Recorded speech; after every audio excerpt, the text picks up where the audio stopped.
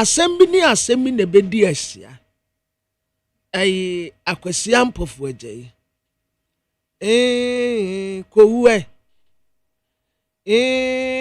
kowe eya wo yakwa ni me pa na meye ye wahia kowe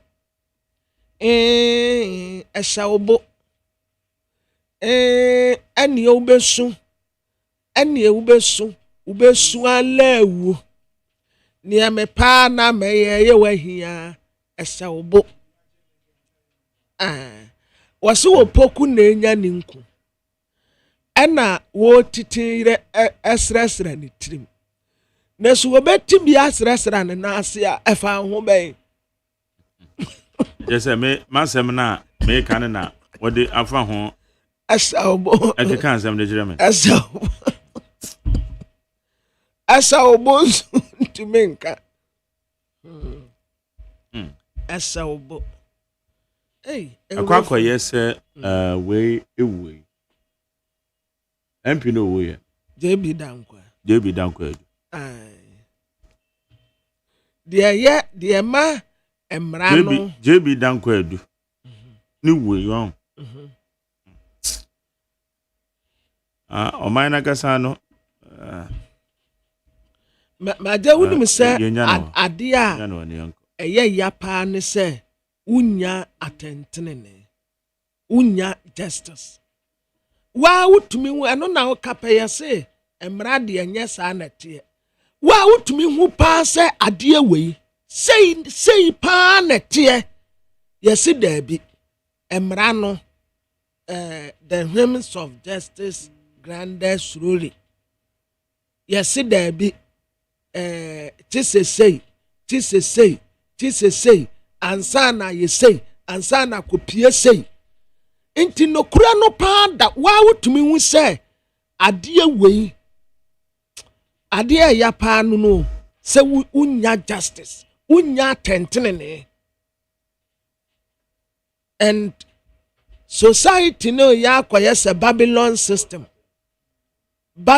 system se emra ne tibi animal farms so womu a ewo sika womu a ewo din womu a kakra wo mu nsem no de bia dodo na nya tentenene na ehiafo ne mobro wa no ne ebu asem na fa wo so wa wutumi hu se ade we pa asem ya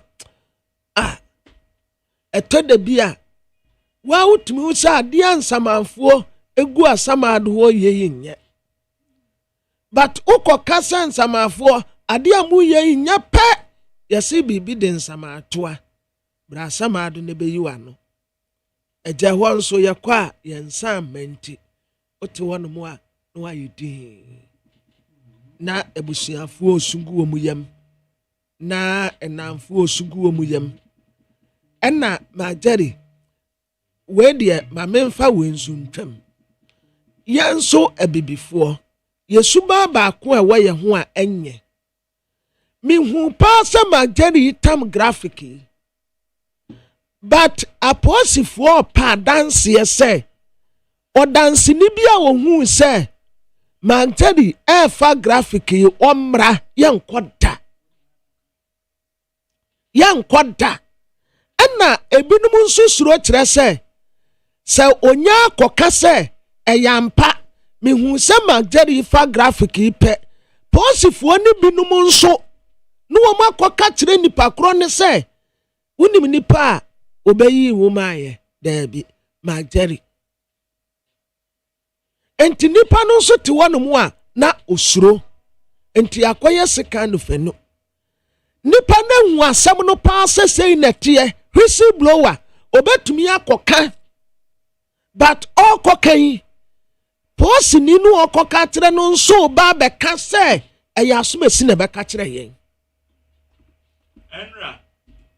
enra me call eye madam for bi office na me kokoduru ho no na abrante bi a abrante no motor rider eye delivery for yi enti na waba ho a odi asem bi ba beto madam fo nanim ni nyina ne se baby a otie mechanic shop e wona chi ho mechanic shop no ma park cars bi including obi Range Rover bi a na esi ho enti anadwo da ho no ti kukuru anadwo be 2 no fan mpoma mo hwe no hu se abrantie bi every Range Rover ni mu esi fom anadwo no osi fom no na bibi bonobo eti odi abrantie ne tenta no kofa lotto kiosk bi MZC e chire wo baabi ena otimi koche abrantie no ohun abrantie na apaso hye no botom screwdriver hye no botom sekanwa tonim sekanwa knife no sekama hye no botom ba kukuru watimi ache abrantie no na watutu Range Rover no ho no ama se de ete ndi odi dwane mechanic shop owner na kasa obi di Range Rover akwakoja no ade chi abrantie yi ano frɛ no so omo ba ma che no wo mu so ni mu wo mu di abrantie yakɔ police station wo mu kodu police station wa abrantie ne se ono di onko Range Rover bia ho ena wo mo atro na no asem said the amrano so tie no e dey so mo grant the bill so wo mentima afa na court within 48 hours ohun shop na no bisa ne senti asem na akwakosi sen a ono amru kwa so akotro na no disemu as witness obisa shop na ne sen na asem na ko so say fa aden shop na wo dia waji asem na tan wani asesa all kana na me say shop na onimu bi yeah shop na so wetima kasa asem ya tro di onimu bi because wo krampo na ko bi di the Range Rover ba beja wo kronfo bi aba ho aba be wiemu ade e ba ne sa na nya wo mechanic na ye chi utum kwabna yeah na obi danfo atimate kronfo no wa fraw mo na ko police station kwa tro na witness statement afi ohun ba bi a asem na ko na obi sa asem na kwa ko di say o say ade e fa on shop na wo dia eti dia wo kan bi no yeah eti aba ne sa na nipa no kra no o nku no nkan enko ka se okwa chi obi na okwa tro na witness dia kwa boa na ebinum nso wo ho a because of sa kona nti wo mu chi nipa kro na wo maku no but ebi nso a na nipa kro no ye innocent ba sa nioma nyina keka ho ye di fo aposifo di fo eya den na nka wo posini a sabio wo pa information na obi di information abra wo se me hu se kwabena te wonom a wo ka sa asem wei na wansa fa kira koka kire ebia nipa kro wo sika anase wo ye obi a wo kura dibre no akoka te ne se kwabena kura na be ka kire yen na ye de kwabena ye target na se nipa ni wotumi bi anase ewudi e woni tirimu a no wabɔ pa ne akwa akoko nipa kro keke wahu yesi nyina yese ne yegyae yese kan no fe no ye difo aposifo difo enti information bi wo wa ofi se JB dankwa Ahmed Swale enti nkofo nim hwe nkofo nim why no guys nkofo nim nkofo nim mekura mama me tasumpo JB danko edu ana me kasa mekura mpo me mintaso JB danko edu liwe why no say nkofo nim hwe me makoto obi wo baabi wo suo a wo eyempo na me ya mekasa aya na ne ka na ehu nti bese kodi adansi eje ofa ne sa empre me kokana nipa e ka tere me se no wono an wo su ankasa na me kokana se ni Amen ko enim ne mbon kra yo abusiafo yasama mu atema mu akwa ba ha ye need 100.9 esunie na honorable members market women total drobes taxi drobes mu efie mu adwuma edura no pase dia The Obokrata near the 7 breakfast, no. What, she. Presidency, ministries, omunine tie. Enti amunina. Asoja for police for fire service for CID, immigration service, Bama camp. With all due respect, greetings from NIT FM. This morning with me, Magdari, Kwabinamafu, and Wadame. Say with the greatest respect, address us. Mamintia a yinso. Womu a Woodbury House. Why no? President ne ADC ne. But wo your next Independence Day no when say ko command you. Meko. Next 6 March no me na meko. Ha, Majari CID boss fufuro no wahu no. No fe bizano. No we fe papa. Hey. Oba no won fe za no we post ni. Eh, me so dey na make. I was be on tina kasa. Hey, Maza. Anope Maza anope dey na yesire wa no. I was be on tina kasa. Roseby aye dey. Sami. Me kwa me nim no. Oh, wouldn't Roseby at. There be oh me Martini din sa ba me nim no. Or retirement. Roseby at singer. Yeah, so go retirement. Oh, omunko fa no mre. Ana omu nyina ko na foforo abem. Hey, CID boss no we afio. No we want a picture. Ati de bronyi. Ko dey. Nenyim da ho. Mo se mfonyin tin na me se eh. Na yi se obon investigation yo. Obon da sem no mo asukwa oda kesase. Mantan meso obeti timbi kemenasa wo wankran wono wo kuma sasanteman tom difa ware na tinya no beti wonyana onyima asemi papa hey onyima nsesemi oso asemma meso obey asap obohwehwema Enidi ni kra de sen gwabra Yako kanitini ho. Yako kanitini ho. Minyim baby ofi. Minyim sofi info. No we yafe papa. Say. No we yafe. Na Ghanaian Times de Bokrata ena me de mamu ate ade amamu akwa abai. De Bokrata enim hanum sei. What the lawyer Godwin Eduji Tamaklo, Nymphony Ababetoa. Na what I say? Womu be frashe, womu a ye illegal fuel trade. Ewa Ghana no, ye babe 2 onum nyina ase. Efri ho no mo a, ye betete wonum nyina. Anya adia, wo mama kwan ma. Family. Yeah. Police when you been was send him on. What's he say? Asem na meka manofum brejo mano na efum e oh and anofum brejo we de yan kan ye kura we de man kan ye kura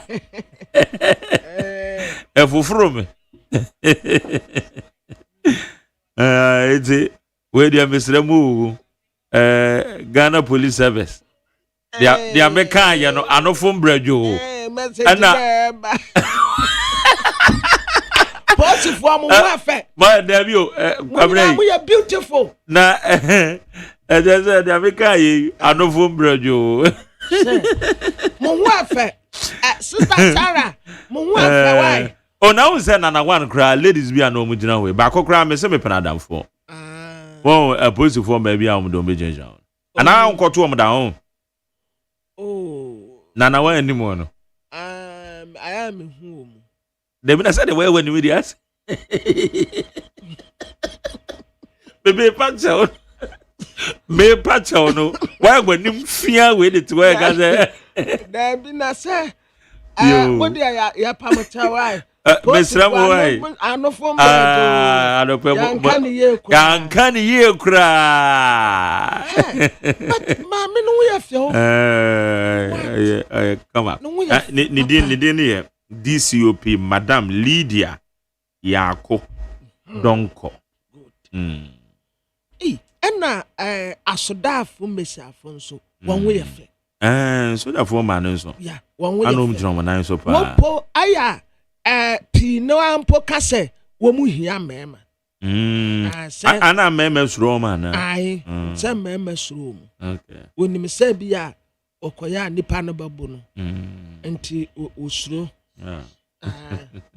osuro ngaze ko usire anofo mbredo mo ho afa na me resbio atenga despite say na Jerry de wo kan but no ye adwuma yeah say we ya no tunche ya no ye adwuma papa say yo abusiafo Ghanaian Times anim ha ne ya waso ntakrata wa ha pa ye Honorable Emmanuel Amakofiboa ono ye Minister for Lands and Natural Resources excavator ba ku sininsa nimfa so ena ba ku nso sininsa benkum so wode wase ayoyo Amakofiboa kan ya woye wose garam se no wotu ase ensuo ni bete kwaye ho beto no ensuo beto woni bremu ewia bebo woni bremu ena wada no kura asesa enka this time around we sese ensuo to no ento ena ewia bo girengirengira ya sew pe wada mu no enya sew ketwa ebra ye nim say ye dry season ye sese enka ewia bo no na fensuo to enti wada no asesa ekuyafo akura ntumi ntaame wo mo ho enti gadam se kuno Emmanuel Amakofiboa oye Honorable Member of Parliament ma this year well mbele osi obetu ase excavators baku eduesia 60 excavators wasisi ni nyina afa de etoso mienu ma Jerry wo bia ye mawo license se kotu fom wagudie every December 7th day ba no wadi ni nyina wa revoke ni nyina bia di pakro ekwan fa so edema na nya kwan pa so ti wa revoke ni nyina ya di ni nyina for now ti montai ena de demokrata wodo ni nyina wo so ntakrata wo mu wochena awurade ya adom a wo san konkare ye kwakolante enuadua enua ya ye ba we tree of life na Jerry yes so we are so penny eduaba ben pa na Adam wodi ye no eduaba no di ye no ande na ade ande no na ye kwa kodua ye na minim say yes anu bi na jama MPP fuo no dua ye no Adam eduaba no di ye no say na ye eduaba ben because me nyinni say ya apple na say your friend is so no echre dua odi wan chire dua kro na a fig tree eno ka be kan say there be fig tree ye de Yesu do me no a fig na Yesu do me when there me answer dan chire say ye diaba ABCD and once yes ye dua but because a fig tree na a fig and na okudi ya o say na de eso de eso apple because adia no na ekuta if no anu wodie no na ya apple ena de na ekura Adam no nso ya apple ena de na hye wo nanu mu no nso ya apple enti edua enye apple dua de na so apple na maybe na wonso fruit no you can say dia no mu di na ese apple ma wo anka fruit o tire na anka fruit o ka dua Ofa abani you can say ofa abani the free say dua no so. Na ye dua baben. Ye dua baben. Ye factory aba. Na factory go be can say. Asam no ebi wo ho no mo a se ye bo akire o. Say ye bo akire jo. Se ye bo akire ni ye hwe ni yiye because nsam ni bi wo ho no mo a aya na ntasum. Na duaba be nko na enti wodi ya na aprumponi ene ya wo ya kekaduro fra mukodi anke be de ni Basa na okay kan sure na wo fa we read theological books ni bi because na enye apple nya apple ebi eche say we describe it say apple la e wrong eduaba akope ebi sokura akire se o Adam na oni Eve kodai internet just say nye eduaba bi mpo na odi ye eduaba ye se wotidi ye ne ya bebu Eve no a okodwa mu no eno a saa ne bi no kan me de minim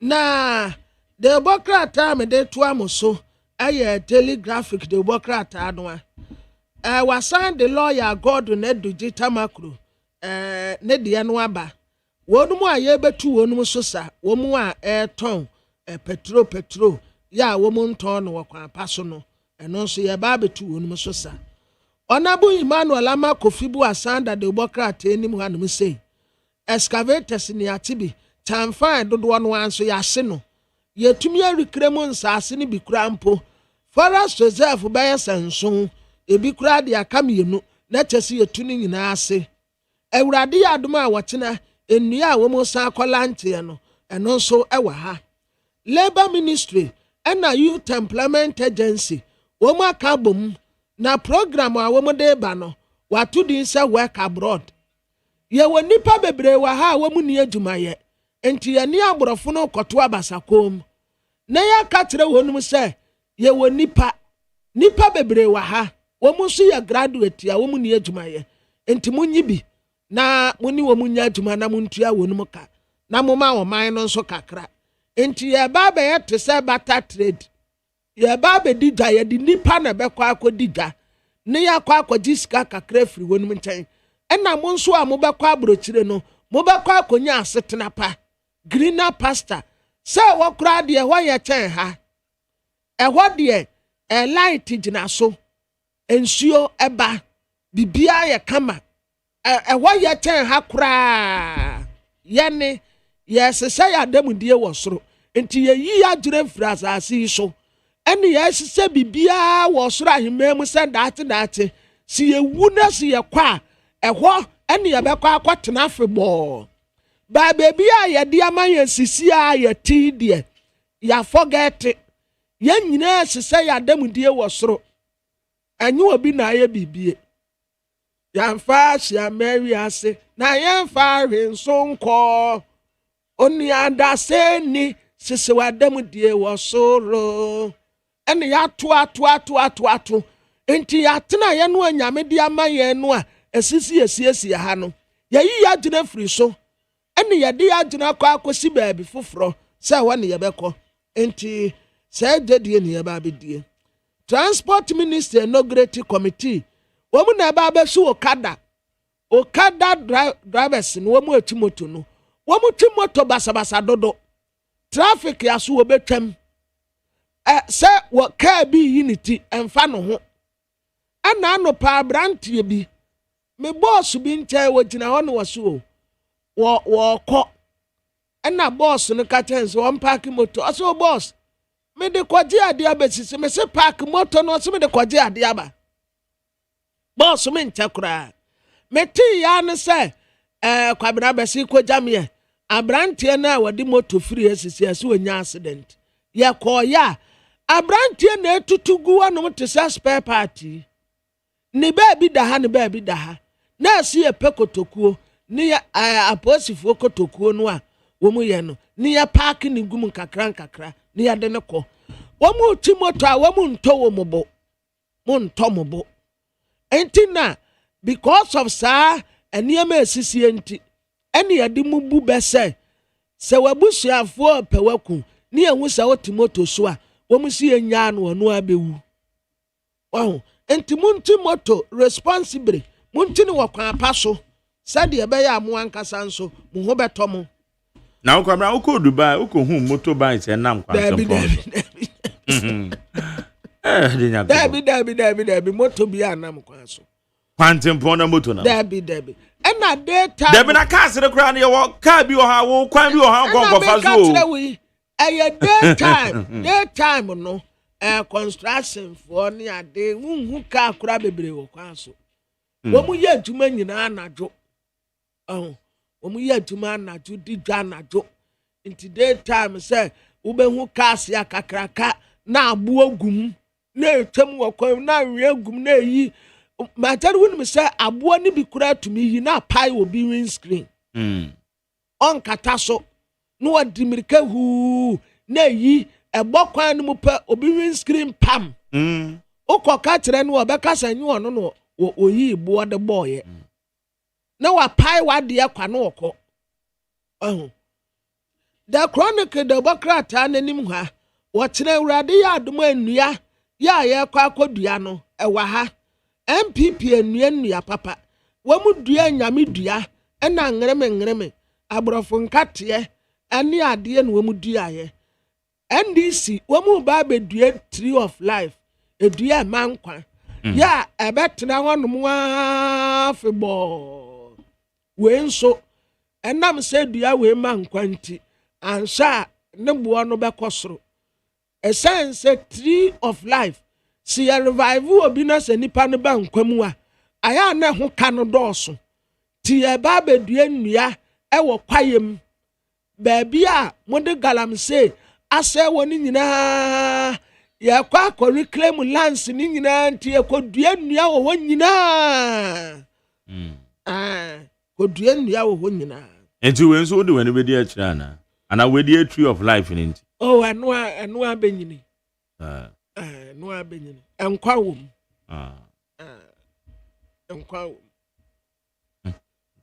obiaro banum bi sukom kadeno obiaro betibi ekom kadeno okay enkwa bodo Yesu yankwa bodo no oyankwa bodo no okay majari wonje communion da wo memenje communion da momo kan communion ya kan awurade adidi awurade adidi se communion de abrof kasa communion no ye romanfo de ya ye ne ye kwa awurade adidi awurade adidi ye kwa the Lord supper ye kopa ye ne ye kwa saa ne ye wodo wonsa gu achi no why wani mobo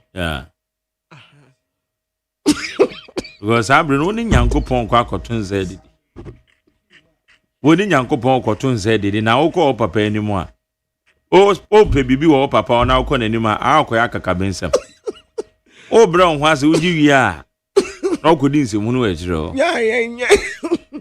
nya pa ye kwa yensagu yeti o Bene Jesus betunsa edidi Pentecost desa edidi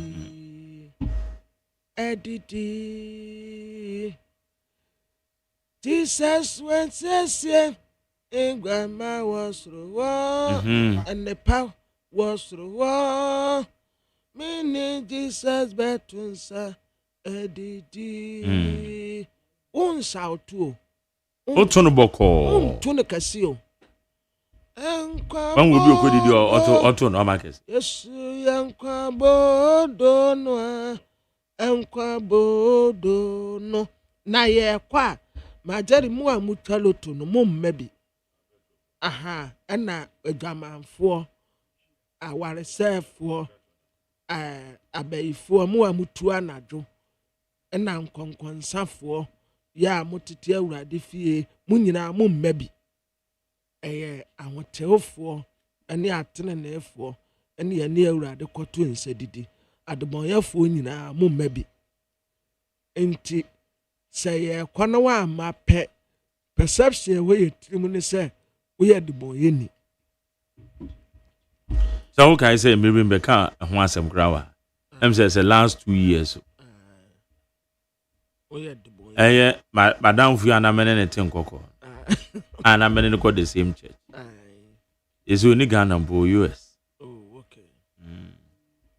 na mene nyina go the same church na ye nyina ye girlfriends to me buy ho ta bre na me nya ware na ye girlfriends yi eti me ba be share ho weekend na yen yakwa kodi dwan bro mo na e mai dia wufu Friday Saturday Sunday na e jaw mo kwan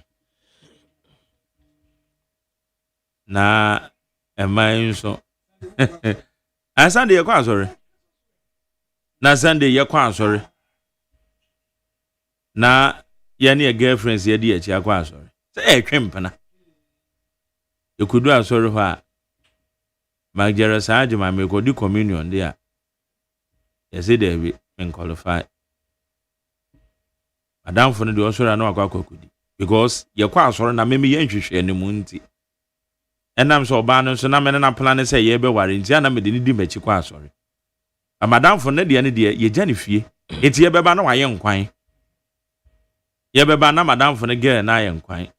Benis no obi ahu no. Ne your friend Benis. Na Benis aye nkwan. Na me nhwehwe ne mu nti. Na me de Abigail di machi. Na me de Abigail kwa sorry.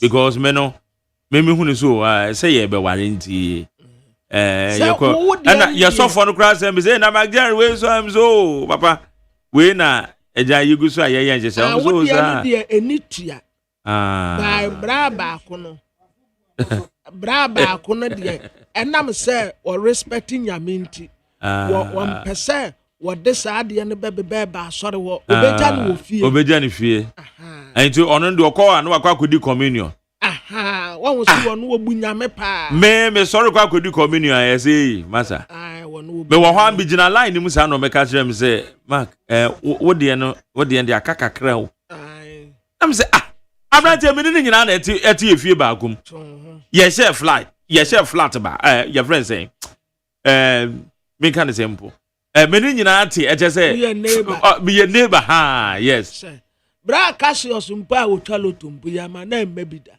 na wo nam sa nti ne de ndo ye sie ye mi wa ne ga ne hye wa oye nkwan ne ya ba ne ya tobanche ye pon kra na me ma tobanche na wo bi ahu yo wo de adi obi ahu okay yes obi ahu that's the difference yate medam ase wo de ye no wo kokoam okay sa wo de bible nti a kire sa wo mfari awurade oh okay wa soro what awurade so awurade nyagopo asem ne oye ne die din no ena e kama sa mampo sei ma se wo again no hu a ne bumfu oh sa okay sa wo again na hu a ne bumfu ba so wo hu a ena obedwa ena ne bufu okay enti ejina san kana me ye ne kokoam sa wo utumi yesie no hu dia ene o how bi ene okay ba sa wo de ko kire dia na je say oh yo nti ya munyensie yo na Abraham dance yo the chronicle the bokrata nanim ha say wode woni onyamfo erikopoku wotre se wo be magana fo nya aduane edi MPP ababetena akonwa so mfie nwote eye kom ni sukom en wodi ku Ghana fo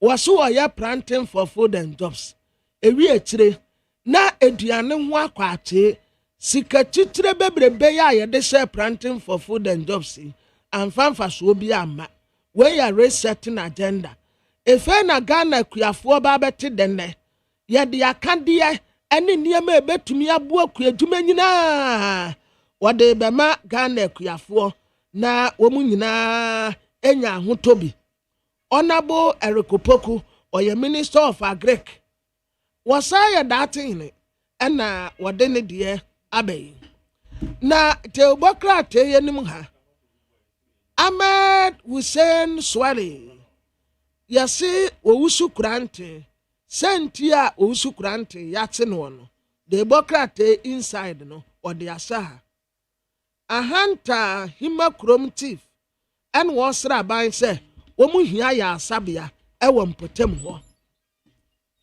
Luka etire nwote ntetemu edunson Luke chapter 8 verse 17 For nothing is hidden that will not become evident, nor anything secret that will not be known and come to light.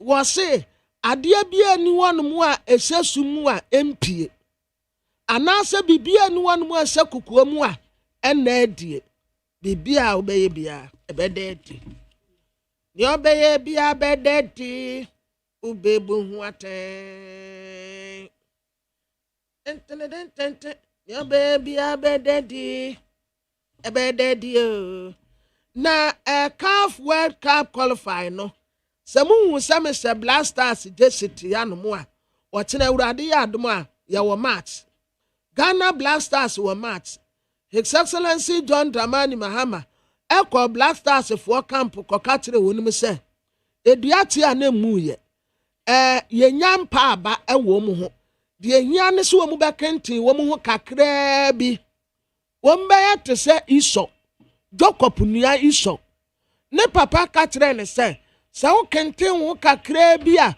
wobɛyi kɔnnua no afiri wo kɔn so saa pɛpɛɛpɛ na wɔka kyerɛ Blasters foɔ sɛ yɛnya mpa aba yɛn give up on them deɛ hia ne sɛ wɔn mu bɛkɛntin wɔn mu ho kakraa bi so wɔn mu kɛntin wɔn mu kakraa bi dua ɛne yɛn da so bɛba Sierra Leone foɔ ne Guinea Bissau Zimbabwe ne Benin Cape Verde ɛna Mauritius Libya ne Angola Gabon ɛna Seychelles Gambia ne Kenya Mozambique na Uganda Malawi Namibia Comoros ɛna Mali ɔtena Ghana Black Stars enumere no nso 7 p.m.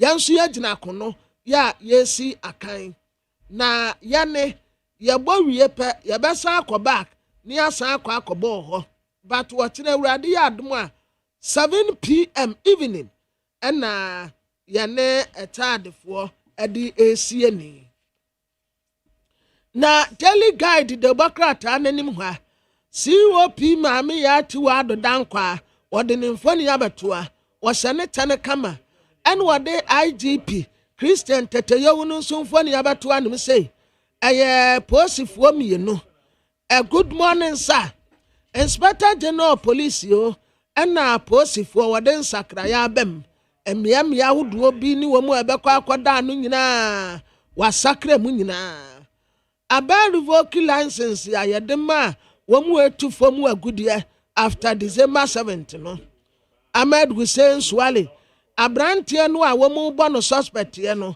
yɛso wɔn nkɔnkɔhyɛ posi kukum kakra wɔde Canada kumpra kɔ Japan foni abɛtoa ɛna wɔde anasare mi yawo anase nsum foni abɛtoa but the Democrat abrantie ɔda he de anya anase o na anya anase da bi ye anase woni enye wɔn we de mo anya ne yie wɔ suspect ɛna wɔgya na bɔdwe sɛ ɛna ne tiriwe nso ayɛ yabɔ yagye kɔ akyire wɔse anase yɛnya sika wɔyɛ yie $18 million yo ɛna court wɔ United States sɛ Canada akompra kɔ Japan wɔntua sɛ sika no ma anase di sika no kora wɔpa wɔnya adwuma bio ɛnhia ne da wɔbɛdidi saa me anka megye pɛ mekwasesa no ne nyinaa cities na me de agudam meto me mpie me nkɔ baabi a na mayi no 11 ofra me a memma ofra a mempeke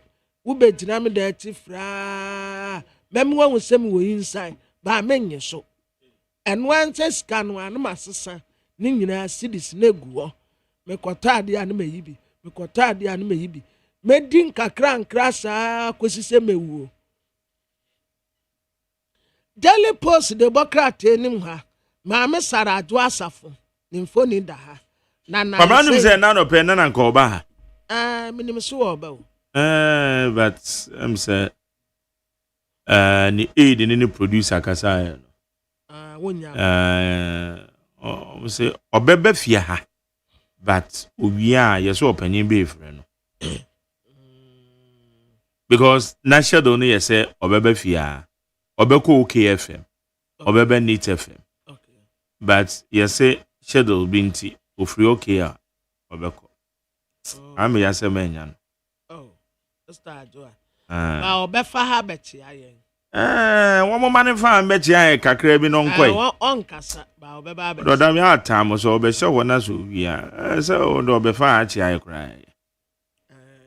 Because ebra na mu oden no minu mienu na yegina na ti. Yeah. Minu mienu. Ye cry yegina na ti because of ne ho efe. Yes. Ne ho efe. Oba no ho efe be wuo de. Ene yanka. Mazambi pa ja unche yo. Ene ya track kan za mama pa cha ono. Uguzo ze ke kaba. Me say oba no ho efe be wuo. Ewe wuo no. Ene yanka. So de on catch.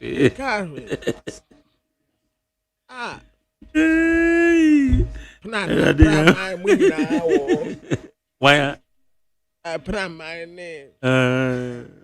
Prama do kwa dende na.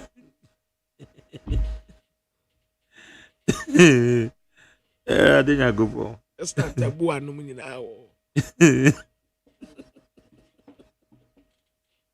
Start tabu anu nyina. De no pe yon ko so ne ke kanzi wo no ati.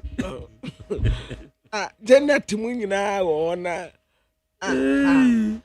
Na maame Sara Adwo Asafo kire se de bokrate na ko mesremo wose no wo kire kwan amampeni na na adoda nkwa akufu ado kata asese no proye bi wo hono a na wo cover so Inspector General Police ordinimfoni abetoa wasese papa ya sese no ankasa na sa niema wa nyina gunu hu ase wonne no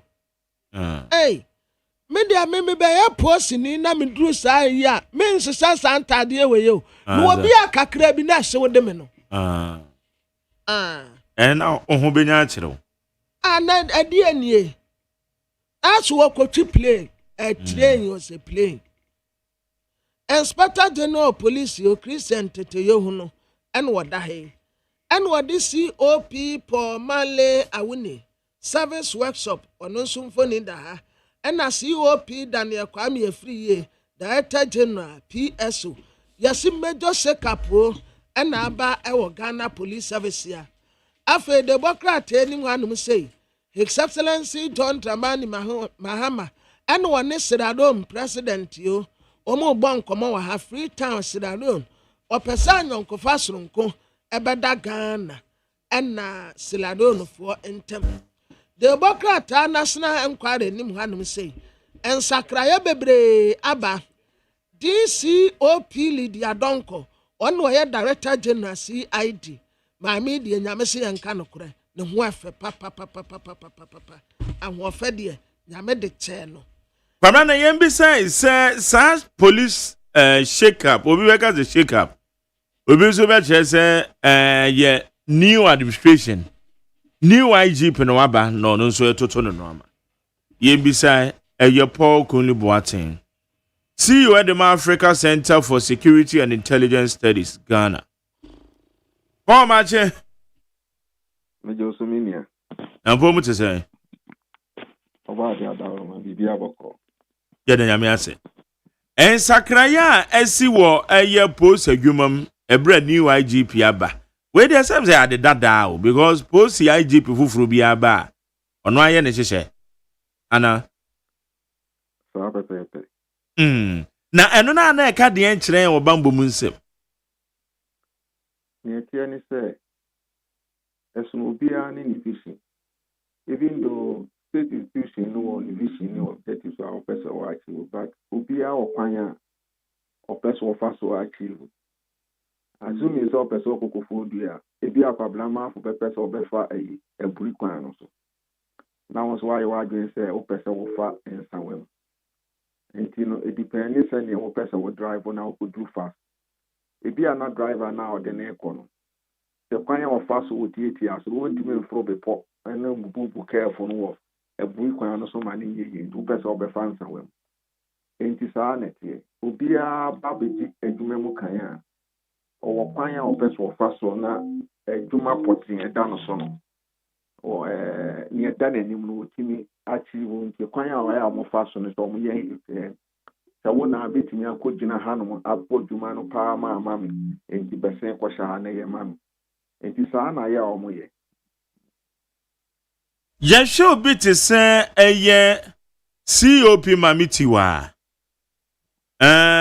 yɛma no baabi a ɛte sɛ ɔkɔ ankyɛ ɛne yɛte sɛ ɔnkɔyɛ technical advice interior ministry ɛno so nkyerɛmu bi wɔ bɛtumi de ama yɛn ba ne saa na me ankasa mentumi mfa nkyerɛmu pɔtee because ɛne Amerika no yɛ me nsusu yɛ mentie firi obi biara no na mimi fin sɛ bi a aban no fin sɛ hɔ na wɔkɔ a ɛbɛboa no ebi nso a na yɛ political interference ayɛ a yɛka ɛho sɛ polisifoɔ no ankasa wɔn nhyɛ dande wɔ ho ɛnam sɛ article 202 no ahyɛ no pɔtee sɛ aban no ɛna wotumi sɛ ɔyɛ saa nneɛma no bebree nti wobɛyɛ wɔn hyehyɛ na aban no fin sɛ politically no ɛmmoa no a ɛno na yɛ a ɛde saa nneɛma no ba no nti no ɛnwanwa because wohwɛ tim a yɛwura yɛwɔ no ahyehyɛ no a wotumi sɛ papa no ani abere so ɔbɛyɛ adwuma mani ɛyɛ me dɛ paa ne DCOP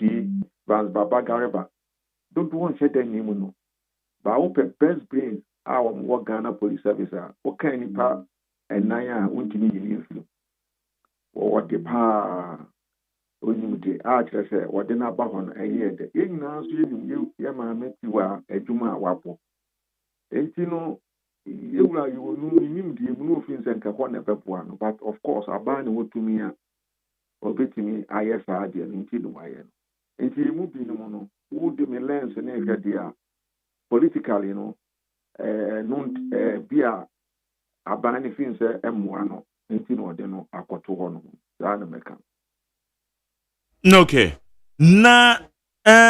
na wo ka sɛ wohwɛ yɛ IGP ɛhyehyɛ a ɔyɛ a ɛkyɛ sɛ n'ani abere paa ɛno akyi no so na wo san ka biribi sɛ aban no ebia na aban no te sɛ COP mamitiwa na ɔkɔ ayɛ research and planning na akɔba sɔnkɔ technical advisor to the interior minister na kyɛ sɛ nsekra bi sɛ ɛba ɛnya IGP ne nkuto na dwe na aya na politically ne nso no hands ne wom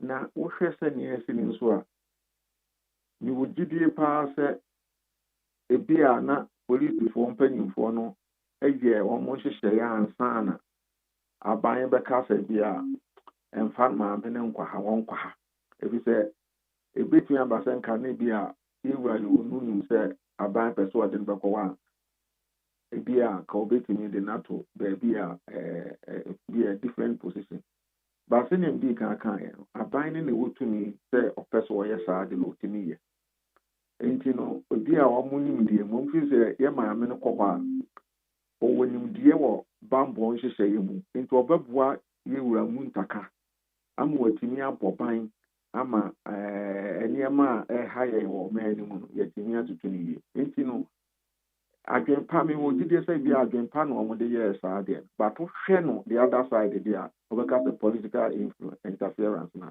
ɛde saa de naba okay yɛni IGP a waba Mr. Christian Tete Yohuno what expectations ɛwɔ n'adwuma mu ɛne sɛ deɛ na wohwehwɛ firi wɔ sɛ ususu sɛ ɔbɛyɛ deɛ mehwehwɛ firi wɔ saa bere a mefin sɛ obetumi ayaboa ama Ghana Police Service a atumi agye ne din kakra ɛno ne sɛ ɔbɛyɛ nkabom ɔnyɛ vindictive because ɔnyɛ mpaapaa mu no ɔde so obi kura tia ne nan so a ɔde bɛkyɛ no ɛno yɛ adeɛ baako a me expect so ɔbɛyɛ ɛtɔ so mmienu me expect sɛ anaasɛ menya kwanya sɛ metu no fo a obi biara ne wɔ sɛ ka epromotu na biribi nti yɛn promote no wɔ dan parebrɛ so ɔn promote no mpo sɛ nipa no akɔ pension koraa no a ɛtumi yɛ de ma no ma ɔgye ne pension akatua wɔ saa level no anaasɛ rank no a wɔde akɔduru fi no ka ɔdodoɔ no adeɛ before resign ɛnam nneɛma bi a na ɛkɔ so nti ɛtɔ so bio bɛsrɛ ne sɛ court cases a ɛkɔtia Ghana police service no ne ade ne saa case no nyinaa no wo sɛ ɛtɔre bi a na policefoɔ no bi de case kɔ court sɛ wɔn adi sɛ wɔn yɛ mɔ promotion so yɛmfa ma wɔn saa nneɛma no nyinaa wɔnhwɛ sɛ ɔbɛsiesie saa nsɛnsɛm no nyinaa na ɔnka wɔn mmom na afei ne yɛfrɛ no intelligence led policing no ne titiri ne community policing no wɔatwa meka community policing na anyɛ sɛbe wɔn hyehyɛ ntaadeɛ yellow ne blue no daabi ɛyɛ philosophy bi a contemporary security no ɛdi akoten paa yɛde ɛbɔ ban wɔnhyɛ hɔ no kɛna na intelligence foɔ no nso wɔntete wɔn mo na adwuma no nkɔ na afei nso mediafoɔ no saa incommunicado no ɔntwam na ɔne mu nyi nkitaho na ɔnsan organize workshops ahodoɔ ma mo seminars kora a wɔn nyɛ bi ma mo sɛnea mu bɛtumi report kwan a yɛfa so ka abambɔ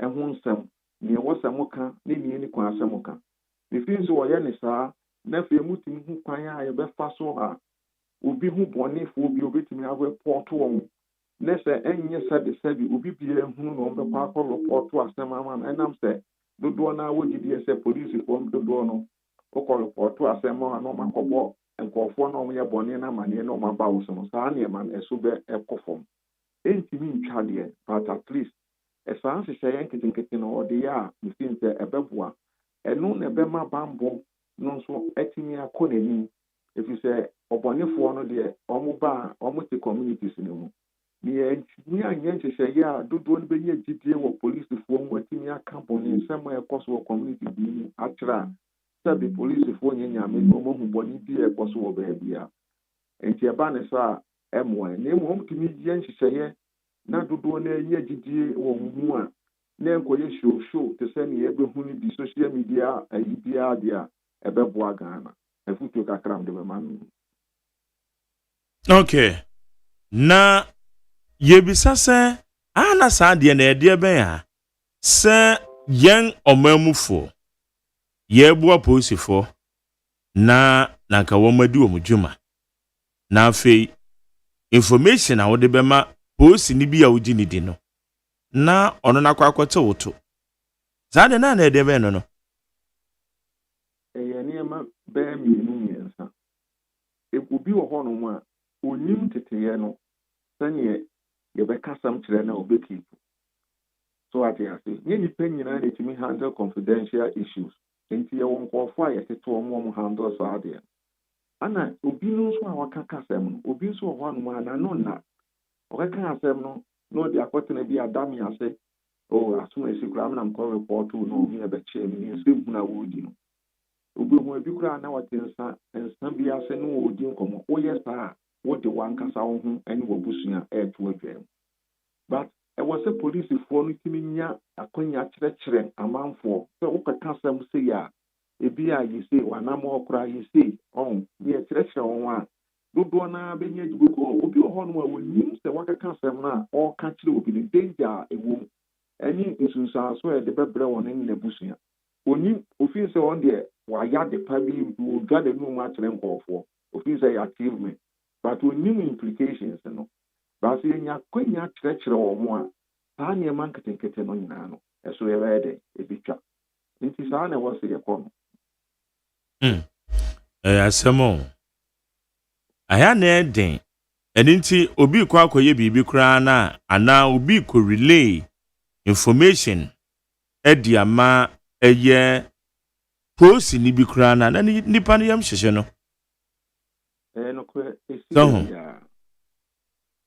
nokore okay mehu obi a wɔn so obi a efui obi wɔ a ɔkɔwi adeɛ wɔn kɛka no wɔse ɔkɛka polisifoɔ de ne bɛka ho onya daagye nkɔ court up and down ne bɛsusa ontimi nkɔ police station da bia enti saa nneɛma no nyinaa no ɛka ho enti enipa saa no yɛbɛtumi ama no akwanya bi a ebi kora a ɔbɛka sɛm no one day bi a ɛba so yɛhia no a polisifoɔ no abɛkɔ no hɔ na wɔma because obi a ɔkura ba ne ba dɛ no foa no ɔntumi nka sɛ wɔba police station hɔ da bi a meaning ɔte nneɛma ɛkyerɛ no ase no enti sɛ yɛma no akwanya so kewe deɛ ɔbɛka ɛno ano yɛyɛ hia wɔ a yɛbɛba hɔ a ɛno nso bɛboa ama saa nnipa no a because obi wɔ hɔ no ma daagye ɔbɛsɛ yɛakɔ police station ne court no ne wɔmpɛ wo ɔmpɛ because wɔni time ewiase ayɛ den ɔbɛkɔ adwuma enti dodoɔ naa nso ɛwɔ saa ɔhaw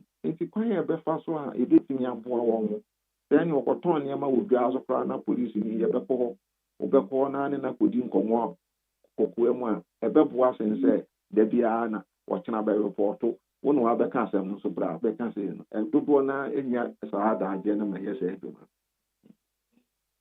mo na mode bambo mu nsɛm akyi akyɛre yie ne yɛbisa sɛ yɛbɛbɔ IGP din na yɛbɛhu police fo a wɔn hyɛ uniform na IGP apie na wɔn bɔ se atu sika de go no so saa de no ethically na right ana yɛbɛka sɛ nyɛ right but mmara biara nso nsi ho kwan saa deɛ mmom woyɛ saa wɔn kasa nso no ɛma wɔn a ebi a na fɔm a IGP no wɔn nso ne nie kuro so wɔn nso mpɛ wasɛm ɛyɛ sɛ di team saa yɛfrɛ no sɛ cracks na wɔ police service no mu enti no mimi fi sɛ next time bibi saa ba yɛnhwɛ kwan a ɛbɛfa so a ɛnkɔ saa of course wohwɛ nneɛma a na ɛkɔ so a ɛm so wɔ fidie so da bia na meka sa da mo bɛte sɛ yɛbɛyi dampare no amanfo bɛbɔ se ebi a na mni akwabra maafo deɛ ne wɔne menya adwene saa abrɛ no but dodoɔ naa nim sɛ saa na polisifoɔ in fact yɛn a yɛwɔ bambɔ nhyehyɛ mu yɛmu pii no mu nka ne saa nyɛ dodoɔ na yɛmu pii no mu yɛnim sɛ saa ne bisi me na nim sɛ saa ne bisi a ne maka saa da ɔmbɛyi no ɔmbɛyi dampare no polisifoɔ bɛposi nti na ɛnyɛ me wawa koraa meaning sɛ na ɛkyɛ sɛ polisifoɔ dodoɔ naa no na wɔmani nye ɛyɛ IGP a wɔatwa mu kɔ no ho sɛ maka no wɔ afidie so maka no wɔ mu fie hɔ nso sɛ yɛn ankasa yɛhwehwɛ mu a yɛ about 82% mpanyimfoɔ no na ɔmo mpɛ IGP dampare ɔmo so yɛ autocratic na ɔbɛka nkwa na ɛyɛ adwuma nti no ɛnyɛ adeɛ yɛ secret yɛaka wankasa wa interview me ɔfada kabrɛ no nso a interview me afu apokua interview me saa asɛm da biara meka nti ɛnyɛ adeɛ a ɛyɛ mama okay yɛda ase anɔpa yi sɛ woni yɛdi nkɔmmɔ na yɛbɛdwuma di sɛ special greetings wagye so ɔtamanim ha wagye so okay pɔn anɔpa yɛda ase o Abusa Paul Kunibuati is CEO Africa Center for Security and Intelligence Studies, Ghana. On any other didn't come in. It's a washer shake up. Washer and sakraye. Changes, sir. Me grand I mean furnish shaker. Changes, sir, but police are human mono. Me pa chow. It was saying. IGP, Mr. Christian Tete Yohuno. Ni changes are or the abba. Okay. Barbara? Don't go ahead. Yeah, Wabotentim. Yetimaya, I said, or really mobosomono. Young cod baby, yetimaya. Anopasori enwa na ya na eya essence anopasori ena nkokwada ebio debi de bia ne yeto ebia ne yeto na de obokrata ya friend say national enquiry ede aba na wotre say congratulations ronkokura na national enquiry editor ene ne mpanimfo nyina de ma Lieutenant Colonel Daniel Atobra Bonda Pape esi a yamano new assignment on wire commanding head security Ghana Port and Harbors Authority His Excellency John Dramani Mahama ana wode said to me asano nsase wono enquire commanding head of security Ghana Port and Harbors Authority Chief Way all correct sir. With due respect, this morning greetings from Neat FM Ambeka Johnson. Pass precisely. With all due respect, etre timunye bia na mwakaeme. Nasina nkwara bra unye bia no amambia me pe Jack ana yes fine. Yasi man congratulations eduma sonko a ede ahye ne nsa. The new crusading guide yanim ha. Yasi Richard Japa eko owura Ness Addison wonum fie. Bank of Ghana governor. Ness Addison omuko ne fie. Na nsei wo ma hu se empanimfo bebre mfo musika nkoto bank. Papa wo hye ni obi a wo sika se nso na account mu hwi nim.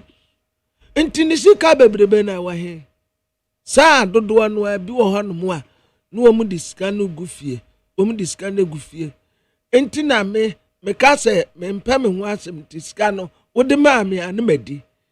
Wode ma me anra ma jere anra de ni sei. Oh asa. Anra no a ni nyina asan. Nti enne se urade ya mandom na so obi sa mamia na ma say di ni nyina. Ai. Enti ade betena miniska na metem baabi. Ompa tete sembi. Dabi. Urade ya andom so na so wotena obi freme na so ma me kakra beji anu medi. Saturday ni medi. Sunday medi. Ti ade beti Monday no na ma no ho aya hoya na meti ha. Enti se urade ya mandom na so obi dom me a medi memfansie medi ni nyina mo a mo se unya sika asie bi no mo de emunsie mo ade mo a munya na unya sika asie bi unya sika asie bi no mo de munsie mo fa ntu susu mo fa bi ntu tracha bi mo fa bi ntu hemfa ema mo a mo ho me de menya medi ni nyina mede call sukus na ma je red fish me je red fish ba me ensa no wa ma me live soup bebre na me de aka na ma je fufuo me di ni nyina me tena wo di wi a na ma je wo mu toothpick ni bi na me de yi me sim me te wanum na so obi a woni me betumi a kwabra me tia wo sim je wo so say me wu anasa inti sa meji anu medi sa na meye na yase Cassius Mines e the update bi aba afi yase Prophet Elijah en wo katre Ghana fo ni bi se na nsen ye mu prophet fo kura ye mfa prophet fo nya hwe na yaso aye men first pank ye hunya minipa anaso obi mpo kanyamsam wa abonten a obuo ni eni dia ye de mo mu isi a ye hu omu an ye twetwe omu ni etwa omu adapa na niema na asesa enka tese kane tete pa no a Elisha abreso a enka prophet bi betumi akomande ema sisire kwabrafo efri nwure mu aba wi mu sa boys no a mumuhe no kwomba wi mu nyina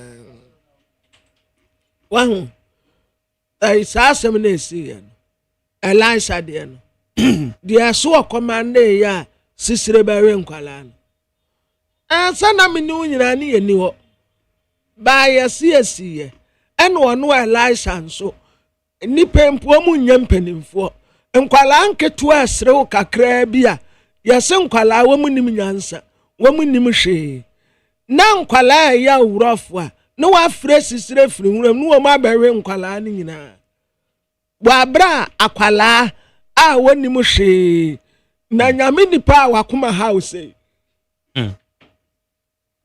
ana sanka ube pie na mre so a nka tuni Jonas mu nyina wakunkum wo mu nyina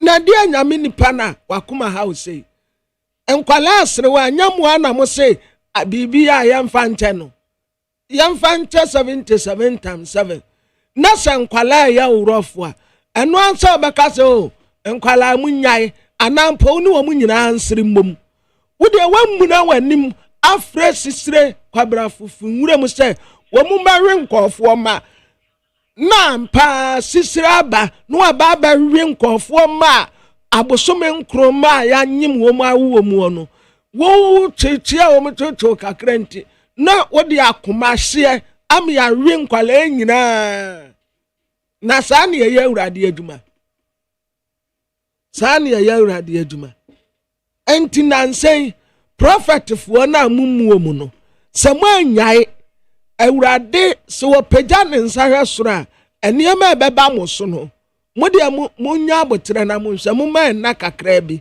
mo mfa prophet fo anya hwe ona prophet fo no nso mo nso bebre musuba anye ana kan be kan musuba anye wahu ana kan be kan bebre suba anye enye prophecy ni bi subanti ena ni pa mu om na da bia mudi awurade na mudi bu nkofo mudi tankofo sisi a momodi anu monkɔ wurobri momfatuo ne akodi ankɔ wurobri ena motutu nkofo kotokuom in a nice way na mugu aware na mu mefie tete sa wuwu sa wo yire wo frɛ na papa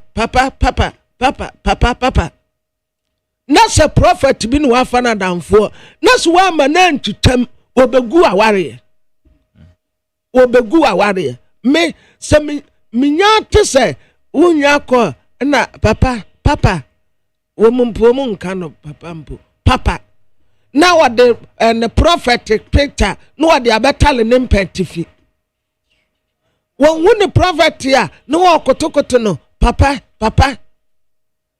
na ne yire katens wonya aduane ma no ne kunu katens wonya aduane a wose wa prophet asoma no wo kwa prophet wo prophet say ya akom kire ya aduane ma me a wose mo ya akom kire na wajafie wo no wadimirika no okọ asore wo hu prophet ya no wo frɛ no papa wo frɛ no kunu a no wa boni din wie entu shanimu ni nyina sa prophet fo ya ye enna na mo besere se yemfa buo ma mo ankasa mummu ho a yenso ye di buo ne ye ne die bema na ba kakra kra mo sananse kakra nkre guso kɔ nkofo nkɔ asɔre ebe kakra kra mo asoda ni siwo no munyi obi akra metenem munyi obi ama metenem ni enim se mo ye nipa soronko asa mo te se ye ne ordinary members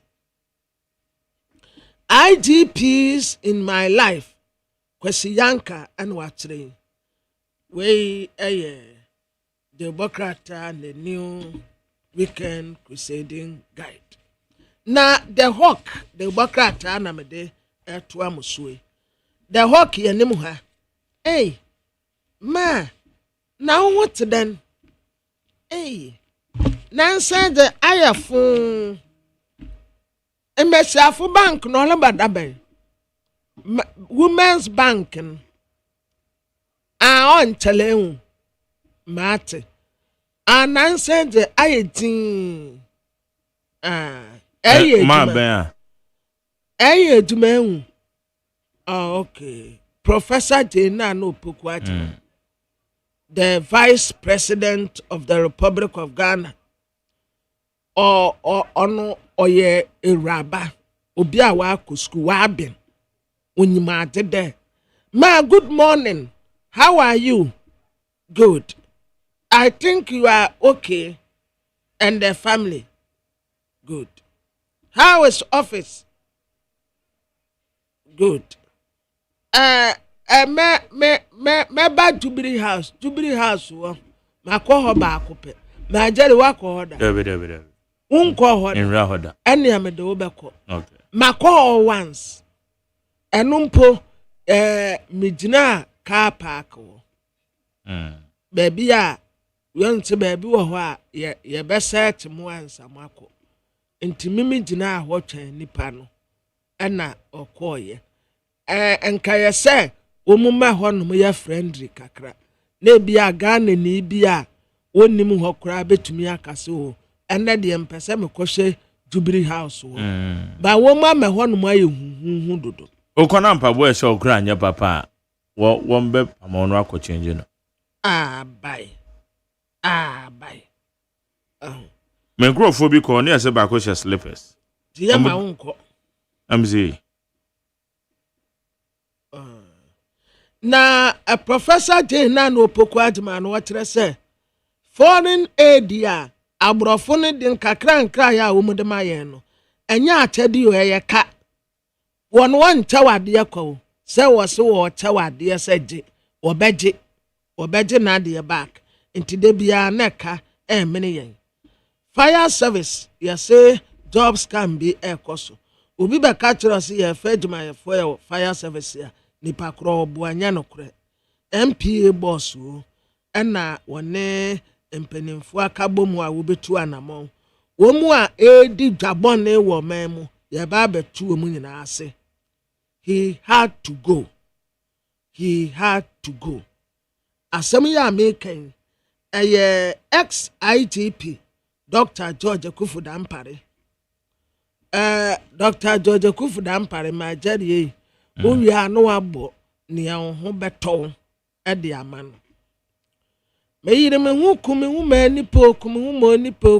nipa yasim nipa na hu ni amayo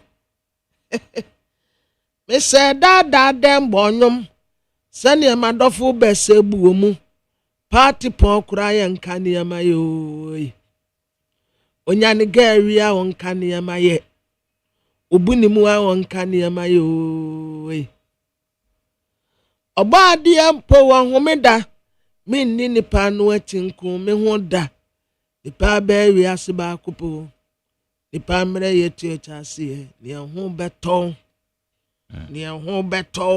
IGP be ma be ye bi wa me ni nyina je wo se MPP fo no kura na ebo nsemu yes de bokrata na eko wo se MPP fo kura ebo ose se ya pam we free bakonwa a wote so no Ghana wonni mu abisa Asamoah Gyan wo shego mi ye neje Asamoah Gyan ye ni America fo ya kodwa Asamoah se dede ayi emma sort so efri ye pom ekosoro so Asamoah Gyan ede ne koko egitu anim kakra ekode ne nan left ma so pine na tena kasa me see that day aya Ghana nyi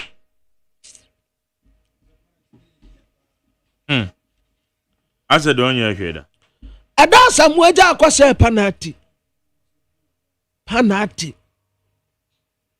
ne maame kura nya ne chafa ne maame kura nya ne chafa en wono Asamoah Gyan kura mpo ade besi nne menyin ni se wa recover amana nya nwodin bi okura mfa mobo ade ade beyew ekuro yimu ade ade beyew enti kakra wo betumi no na waye de wuntumi no no waja na ote wo baabi enti na meti wonu me mpe stress no me mpe hawo me mpe hawo meti ai ofra me se wo ma minister ani atete minister amenya hwe me free fia anu me free fia time me pe na makotena office kakra bi me chiachi ankofo ho no mo a di na me ko fantinyi me nsegumechi me mpem wa se me de me pa asomdwe na me ko me baabi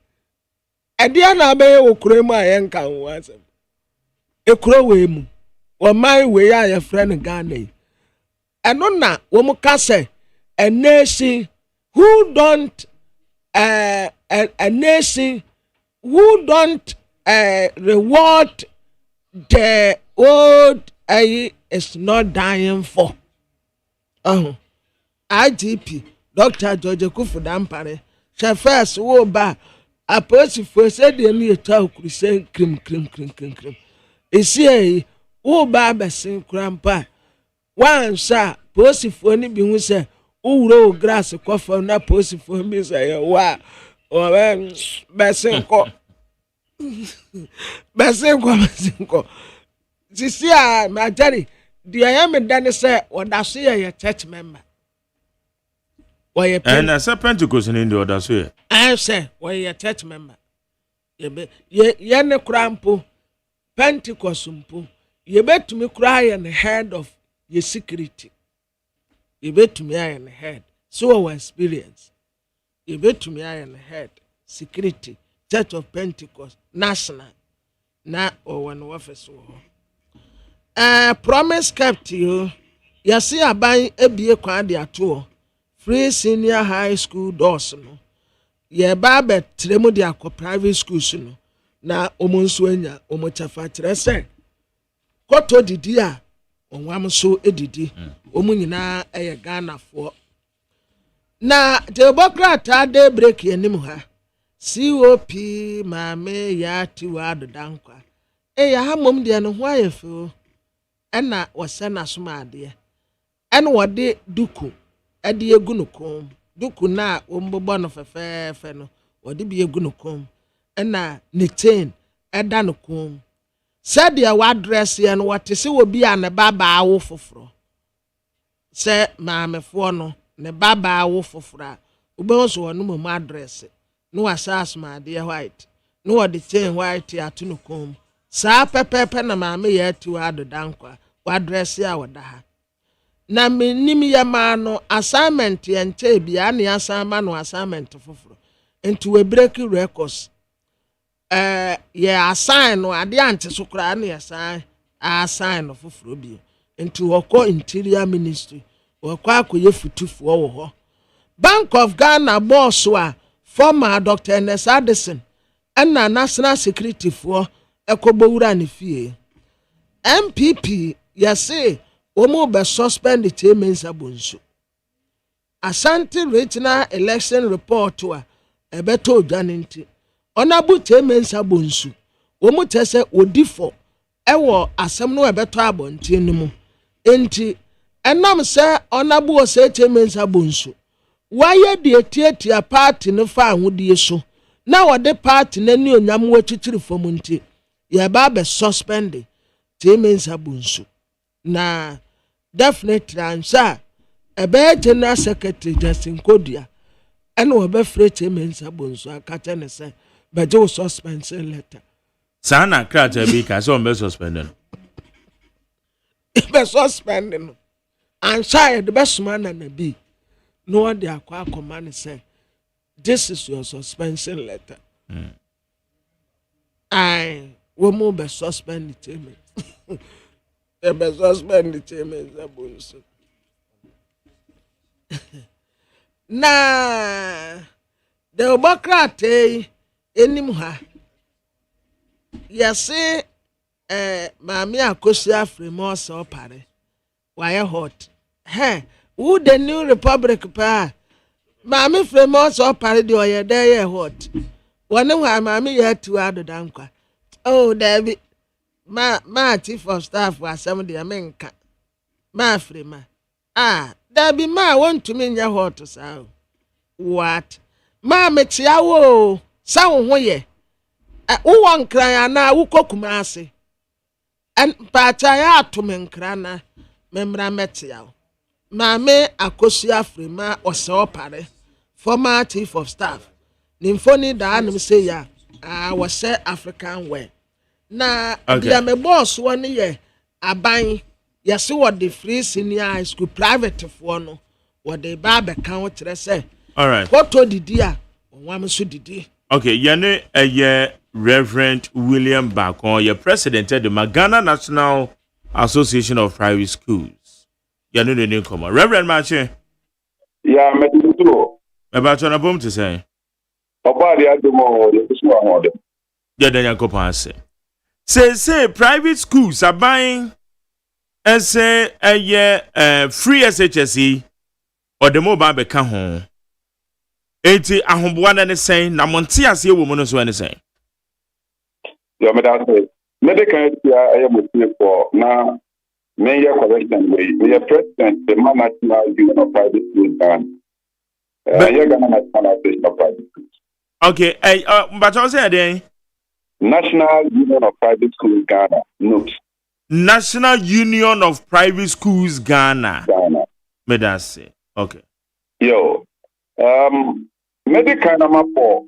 NDP. And Omampeni Mahama Abaso. Because one about the idea about one at that private school for Komato Papa. Yesha.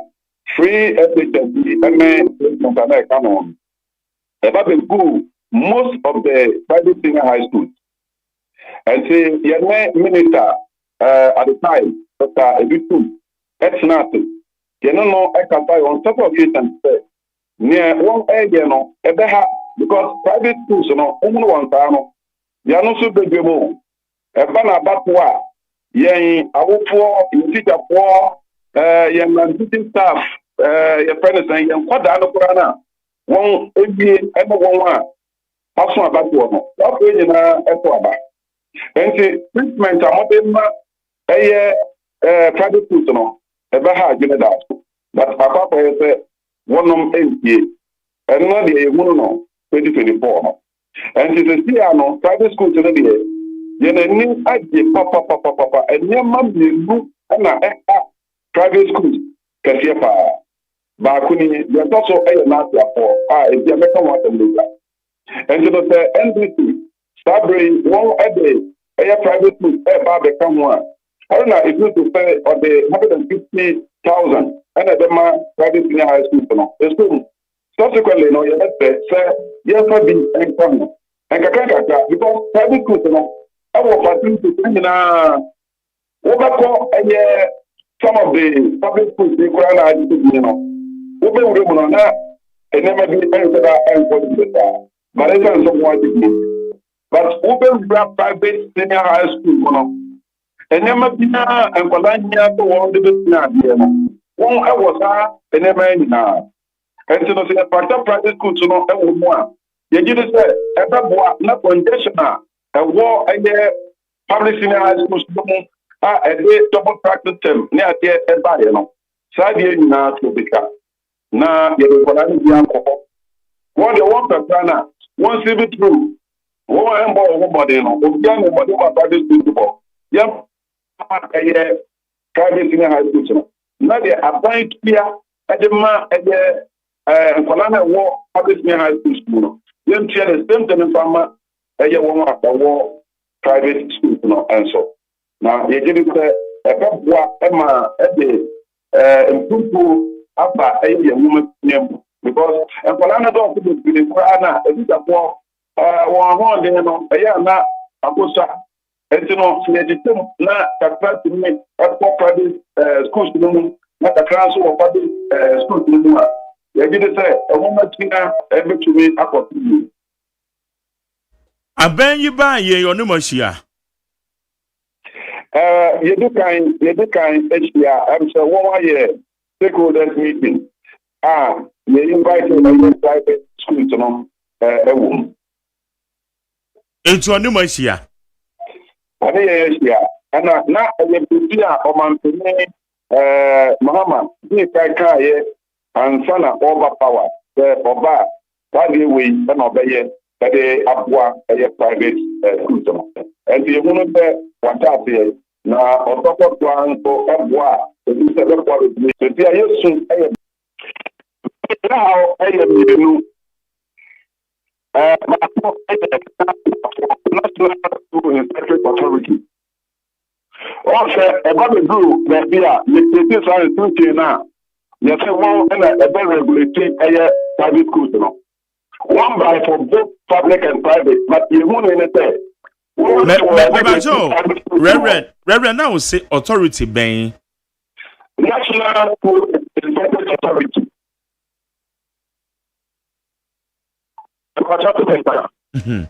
Online, I'm finding it difficult to. Okay.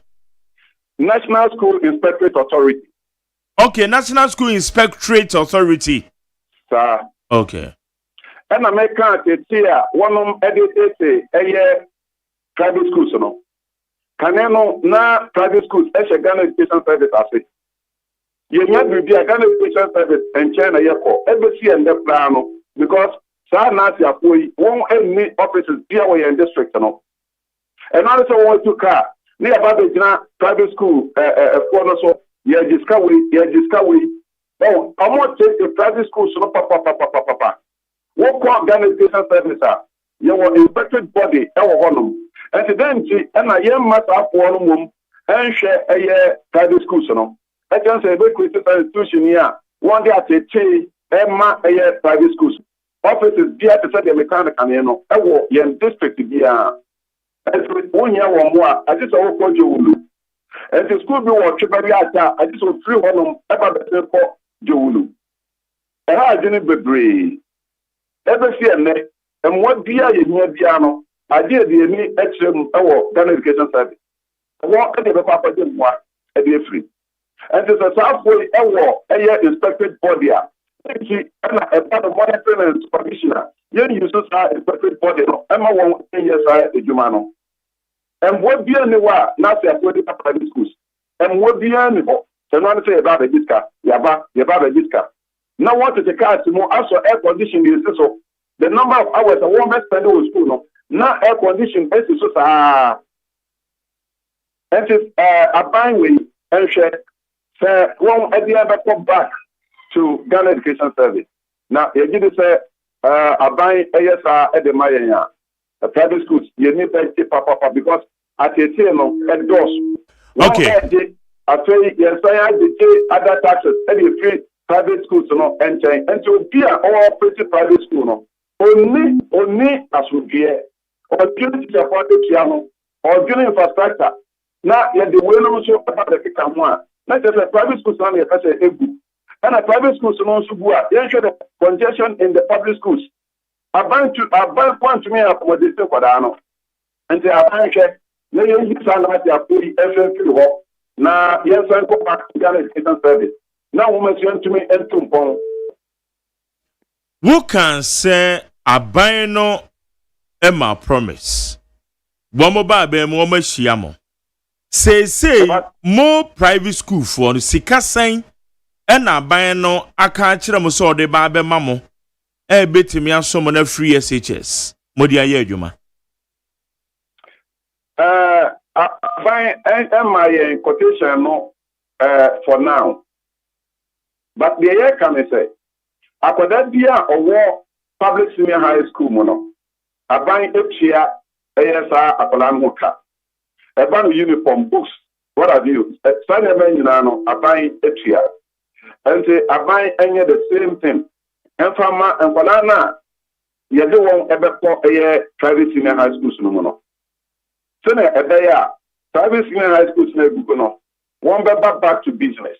And I want to to see a 1 year Juma, and so I say, a friend saying, I want them to answer that anyone. Once in a bit, you know, one answer. The here, I do 3 buying China. Aban says Sikana Ochia Ewa buying Suku Mono or the Mamua Ebesomo. Why not?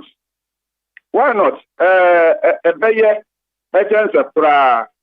They say, I can, the Binum school are dying, I can remove. And then I say, the class last week, a buying chain, a bar. Why not? Yebersum. So, a babwa, I'm a school see, after I have a back to business. Why not? A chance, who school ever had a friend saying, William, a Binum had your 1 year car of a year, butcher pounds near there. Then I'm at a tear, a school see MONTIE. And so say I buy some member na a dear more some of the private schools. My one day a dear the mamma dear every more day no dear, but yes we are so much there. And then see now buying share now a dear say you be a free and I don't mind tax exemption now buy a private senior high schools no tax exemption. Ye you want free tax na private schools etianom. Ye you want free one. Beboa na kakra ban so e de beso wase no. Na ban ahwe dia so wase. Yen dan sorry nkote se ma sorry ekam. Send a musika ni so na akoye say. Yen nkote se ensem no. Wo mayati ase se dia ban no ene mo kan ye no. Magia tum. Manya the proper understanding. I don't see Emma as I say you to me etna say. Would you sit on a round table, say we Emma ye baba ye gamamo. I buy any etna say. I don't know a private senior high school for long qua. Not you know what na say. Na I buy a table say there ye pese ye at the mamoni. And the Asiaba, and one do placement time now. Na yashe, na yede empalani be akko. And I make us say, very you see the congestion in the public senior high schools, no. And with that, the public senior high schools, no, EFA and Kwada, it be a 700. This time, a very reduced about 500. And the class are EFA 100 students, no. They say, I saw a bit say about it be a very 60 as I'm can. With that, no.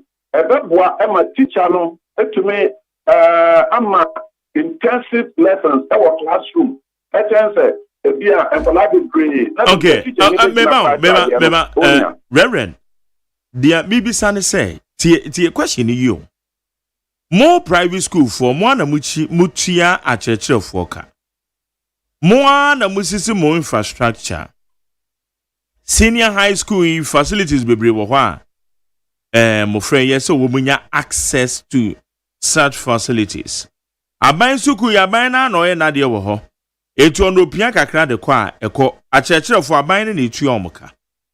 So are you telling us say sika aban na tuya endema eye public senior high schools otua same money e de bremu a monfa homa bi mba mbeso awofo kon se won betuatua sika bi eno so de ensam foforo bi beba na se yetna se aban de yetna se na yehwe se teacher for ewo ye school sum sika aban e de maye no entumi ntia won ka ewie apei urban infrastructure na so ya papa ke wono ebe so ma that na entumi emwa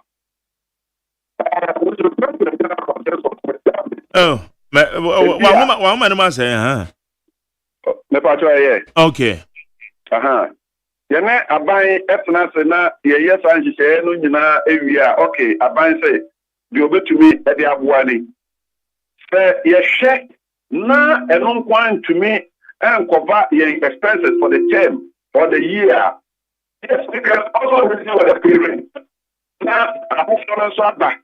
And what I won't be to me at the Abuano. Won't be to the Abua. Just recently, or 2 4 at the suggestion B, cry at to that. So, woman, I look at financial model, cry on Campaign, say, with in the I don't know what financial model. Yeah, home here. Okay. The idea of private schools is here. The free apparently and so on. Why not? We can bring some of the parents, but to see they are buying the buy. Then mom say, you know, a beer and to me and cover for the term or for the year. And to the month of Mumbramba Boakakra. Now, and Yama can take it to do a while. Yama parents and also a ye and a dream. We a member against it. They are my parents, you know. A year dream. And also a buy but to me up I say, okay, public schools no, you tier 1 city. Then when mama papa ye private you know, momo de no, you be mamo 2 cities. And no actually a buy. And you dear but to me a boy ma woman share 2 pound. And no the year shop when free a buying chain or also a day na one day kaka e be boy none a juno talk say Ghana me akwa that dey benya formal education no. Get me a boy na Ghana for nya. And I don't know. Anything na bibisa we say abenyi ba ye woman no matena se ama maye proper consultations matching understanding. No said the okay, Chilese, and a moon share dante, and Romanase, moon share then who a yes subventions, sir, a binded the Bemamu. But I say, Medicaka say, I buy the car a stakeholders meeting. And sana, Sadia we ever betuja. Sesiana ababetujano. Aka yense, yenso, yebe boy pin buying. And so no, ye no one benya engagement. Na ya te say you walking. And she share not see. Na yenso no, ye agene ye wono. Yenso ye de ama e buying. Sene be ya entatie ebeba. Na ochina enkopa say ye de nkola na biaba enso na ye enema bia ene de aban ana aban hye no ebebo ebra. Okay. It is so far said the Education Minister Honorable Harun Edrisu Edia Tujai Mary civil signals be for SAT consultations. Say bekoso. Not yet. After na ye boy ye mo say yenso ye no bekwa akodi eno bekwa akoshia. All right. And ye behwe said ya mutu ho anamo. Na mo akasa no say etisen ka mo ye mo feasibility study so. Eti ansa na mo kwakoshia minister no. Ana be mo panyufo a wo mo ye involved. Na ka mo di bibia to table no so. Edien ahobo na mo so maye. You go so ahoboa say politicians most of times one begina simply so politics and some be over panel as political talk. And say our Montini Mahama, he has won the talk and you know say yes say na yenso ye dwendwene and yama ba ku me no bi ho ansa ye be kokohia minister na ye no akwa kodi ehia se na be ya de ade betu nanim bia no ye be hu ne se de ye agye atum se e ba se aban so be mu a e be boa ma de one ene de ye no I'm talking about the implementation no e be to me akoso ye. All right. And ye behwe animu na se ehihye bia fufuru bia ba na ye hu se de tienti aba ne sei no wo mo musuku na gukra no wo ma bon board ana se ye ne minister ko di ehia ye ne safo nyina enso ebeka ho na yakwa ko di ehia no enti se ye hwe school a se no wa ho den se obetumi SCC aye ne school mu so ode beje mpala ne bi no ye be hwe se sa schools ni nyina betumi edi sa adwuma no na won edi aboa. Okay. And ye my hwe de be ko na akyerɛkyerɛfo no mo benya bi de private schools ye ye wa akyerɛkyerɛfo dada ba no akyerɛkyerɛ wa akyerɛ de opra ye ni problem and also kura no abai ebetumi aboa won wa ewie university a setia wonom eni adwuma yi abai betumi pushi bi no e de won aba na won aba be kyerɛ de ni nyina ye bone enti say ye ne minister no koshia sa de me nyina be tie na ye ne won wa discuss na ye hu say okay e ba no etitapo afa abai boa afei free feeding enso ewo ho ebe free na aba efiri aban nkyɛn so a na nyina no ye be bobo ho ansa ya hwɛ de aban be allocate e de ama private schools no and ye consider fa na ma we nyina ebie na ye gitu mu a hopefully 2026 placement no na ye the private schools no so aka ho na be amfala de betumi akɔ na ye the track system no e dey through okra because schools ni bi ho and say dem see and yan fan kwala ni bi nko e chense we dey kwala e bi no kwala ni nkonya wona metna so ni ade because kwala no e do so e do ba bia na secondary school headmasters no kwala no I fed up because e bia school bi mu no one strength e bia 1000 and 800 and so they are forced to mark per day a bia 1,600, 2,000, and Kuala Ewo, ASS school no more. And the balance ana Obia ko mu be high no na ya man kola ne bi akọ private schools no and so. Okay. You're Reverend William Bako. We president, but also opposition president. Oh, president at the National Union of Private Schools Ghana. And pay. That's anybody actually a brand engagements be a because be ano. Yanum with the Hong Kong. Your native and Monsieur Damaste, and when you are Pamu to the bois, a young Monsieur Ghana. Nyame enka ho. Haye ni 100.9 Jumedi ya Fred Ghana Montie yene Reverend Williams Bako. Ni nyina ne se Owura Harun Idrisu Education Minister actually say aban promise NDC promise a womoma ye say womo the private schools ebeka senior high school hono eye free senior high school education policy no hono womo hated the ground running. I don't need Hong Kong. See what you ba. Nipa enyiro na nani ahode ebafo empo emabunu bi ebre ewo anim nanso eni yade biara wo no mekanfo Optovision Eye Clinic ediamao. Optovision Eye Clinic provides diagnosis and world-class affordable treatment for all eye diseases including glaucoma, cataract, any yadia would whoopee. Dear Stronko Krani said, Optovision Eye Clinic, what quality designer space, a hood webe fatal, send you penny biara. It is a when you ya, and answer when you want the other form, and answer who person who are dear year. Unim baby as a over. Optovision Eye Clinic. Call us on 0553 270806 or WhatsApp on 0558 517556. Optovision Eye Clinic. Hey, catch it. Listen in here. And you ma beto to dia me baba no hwade no. Hwem so betumi a. Hey, asew. Hey, now beka. Ya John to mami ensa duku portmanteau. This way chocolate drink. Na kan wo hwe afibian so beri ni waware ne a. This way chocolate drink. Na kan sia. Oh, asew. We dan kan no tumu ho. Me be mo anu nso hye kura dia ka ho. Wo hwade a wapi ho. O ka sa batete e da fom won. This way chocolate drink.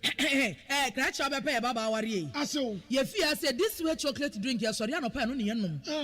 Ye be chef fridge nom no se snack. Ye nya hoho a no ne de serve wo mo. Ye didi wie ne ye pe bibia bogu ya de so a. This way chocolate drink ne yenom. And this way no ti anu a he se kire wom kwakwo wom prick wom bibia wom ade wo hia ne so hye. This way chocolate drink. De wo hia ani so hye. FDA ahwehwe se adwede nkratoe mo agye atum se eye.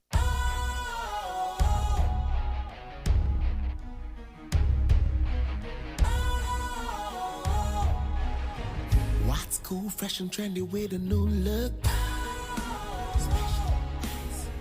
Makes you feel real good, that refreshing vibe. Satisfies you right just the way you like. Do you know?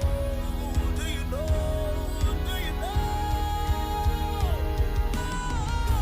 Ain't gotta do it alone. Specialized makes you flow. Anytime, anywhere. Specialized feel different. Always think specialized. Special Ice Natural Mineral Water. Feel different. Think special. This advertisement has been vetted and approved by the FDA. Ago! Ohimani bo. Ohimani mamamre. Ohimati amani asi. UTV assigned their baby. Yet the amamre against you may be strong quiet to the say. Ohima reality show.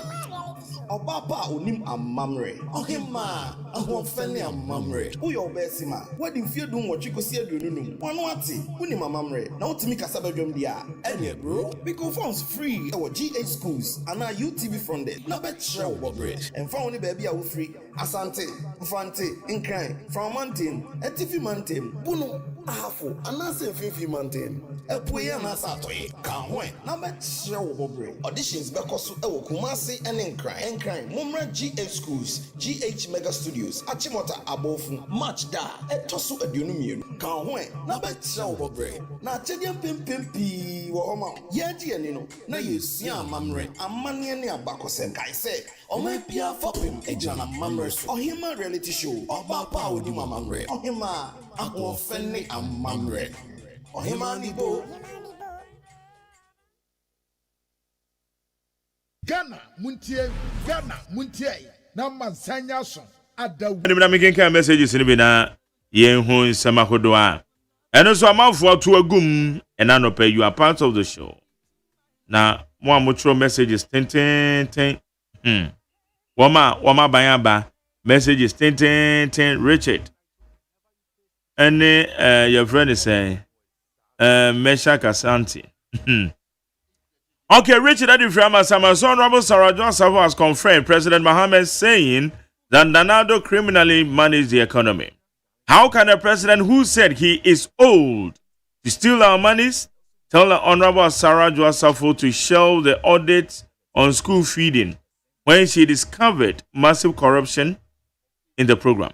He said Nanado prevented me from dealing with corruption at the school feeding secretariat. Listen to Honorable Sarah Safo.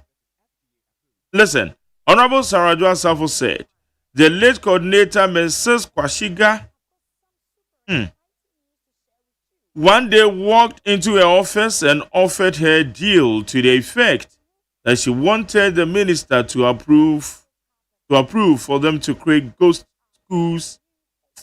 schools so that they would make money and share it together. This was exactly what happened at the National Service, and I believe this plot of creating ghost names and sharing the proceeds was rampant everywhere in Nanado's government. Okay, Richard Adiframa Sama. Yanko Amanosona Della Edem, a head of corporate communications at the Man Minerals Commission. Della Edem, Yamuache. Many other managers. And a pen batch on where? Namiadum, Yahuye, na Musu. Yanko Padom Boko, Yamiadum. Good. Na, Mammy Biso, Emranti and Baba wa more training omo to fight against Galamsey won't complemented the effort. Training no course one na se I feel na moye recruitments bi aka ho. Confirm that today. Training no start 17th no. Enti anopano ye inauguration ye no. Me training no after. Which we expect in the next 1 month. Now we are training maybe. It's a period of 1 month and we training no. Oh, okay. Right. Now say minister ka say womo ebesua swimming nomini adea. And no for what purpose? Many of them are the I say womo training Ghana Navy. Now, as part of the training of Ghana Navy, swimming is part of their training course. And what you know, we call no in Su, and a woman, but Juma Yan is almost a and almost able as crystal blowing.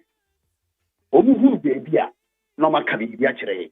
Who be beer, no my information. Here the soldier for the police report, into woman Juma, woman, and no.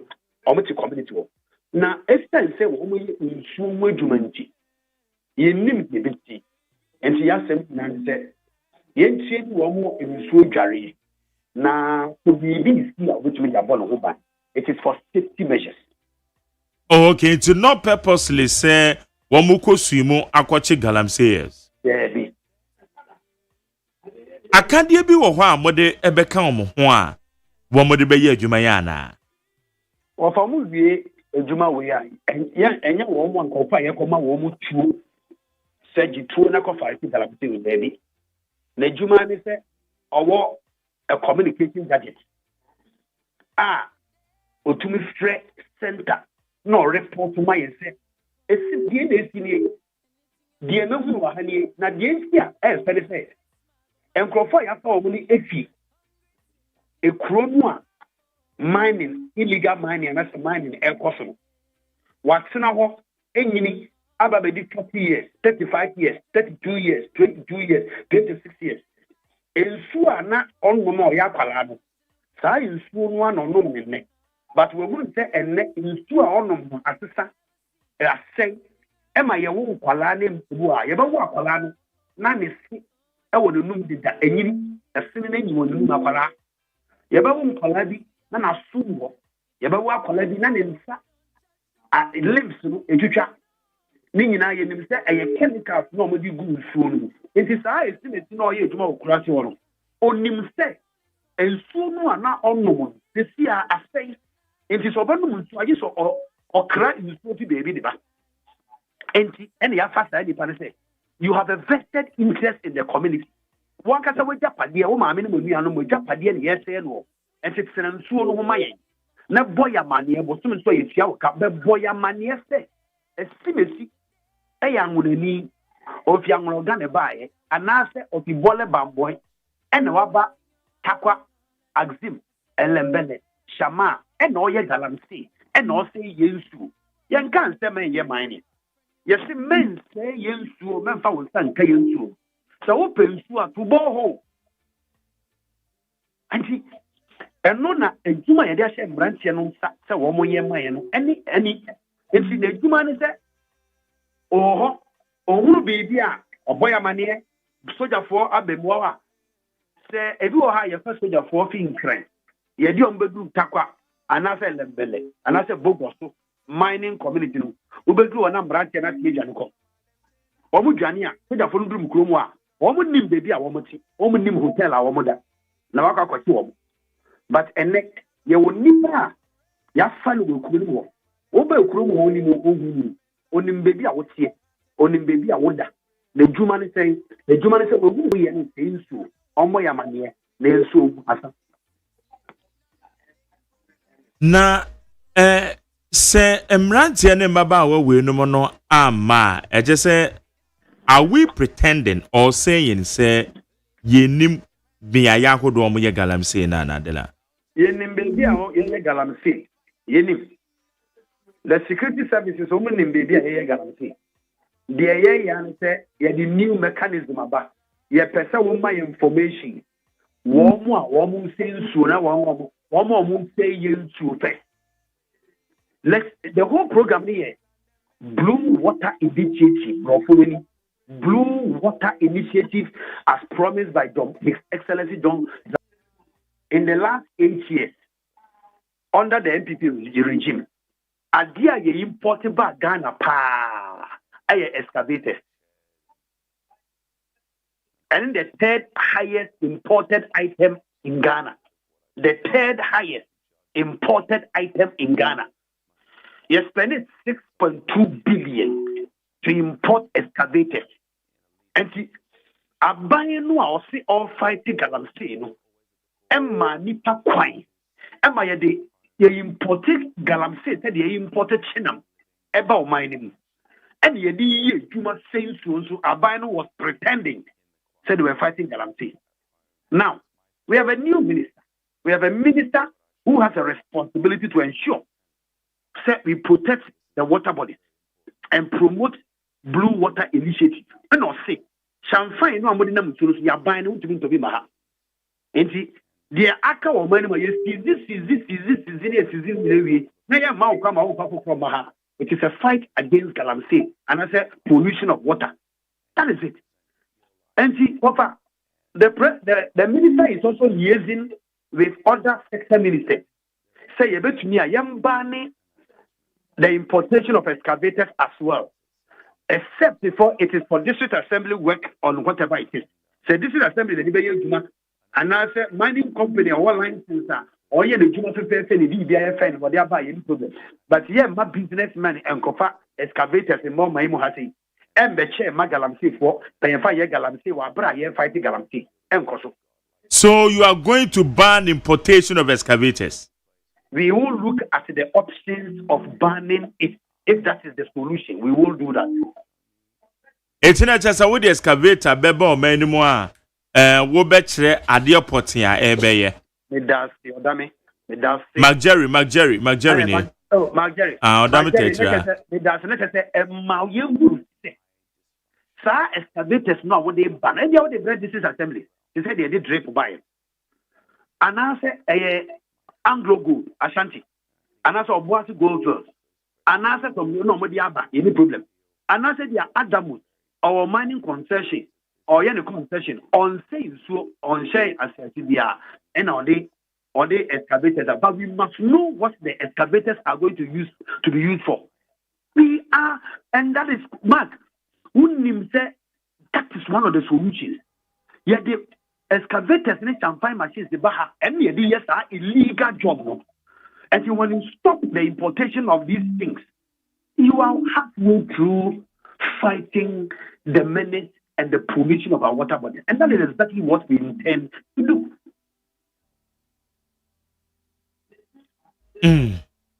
Hello. Jerry, okay, very good. Now, say yeche womo dwumadie na said amokan no say between sabri any ebra womewi omu training kra no a particular region and a woman etiase say obe spreading across, especially miaya illegal mining activities in Ekoso. Until then, no activities being more activity to prevent womo etu illegally. First and foremost, Minister Nasati Kasa, may assure the mining sector they are listening. All that we are saying is let's do responsible mining. Yanka say the same with Juma, Debbie.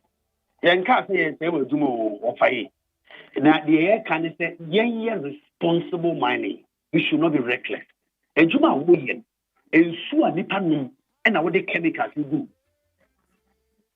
And Sua Yanum. And I want to sign nine a good. And the catcher said, "Dear, no, a hatchery because never know you and the giant son of my who try we are. Who you do we are? Dear the enemy of India, I had a problem. And you know, 10 cities, 15 cities, 20 cities, 30 cities. No, dear. What did what? I don't know, take away when you stick up. We are just not to say in the next 10 years, yeah, my oh, as I do, I got also, and so young San, Indiana was super perfect. Or we went to Malcoso, and Yaka could be the banshee, and Alka could be the broad baby. And on the acre. Now say about 2 years, Jan, near 2 years, Jan, 2 years, January. Over, may I call and see a dean taqua. Meno say no takwa. But the takwa you 2 amana, a jar 2 amana, jar 2 jar, and a crony no, you could not say. But a neck, a corner that one, the air can say, ye jumapa, the responsible mining, ye jumapa, our mining, ye juma. Ah, Emma will be ample and Sanka alliances, I had mining. That is all. Okay, now Jumapa working and on there, Nipai wabody trimupo. Because was say obetu a from a good illegally. Aben yen share to complement the effort. Say ye be fighting against it. In the region, woman your recruitment and random me who daily post to mo say one announce so a year sa recruitment exercise. In the ho 18 one day say no because we too dela. Many abema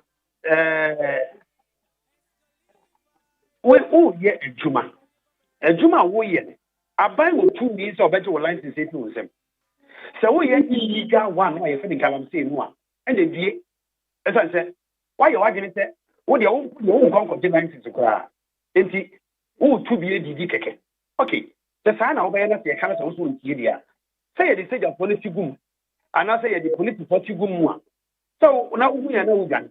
Yes, so more. And Brandon would yes say Brahmin's Commission. Found Krata the thing. Yama won't Krata.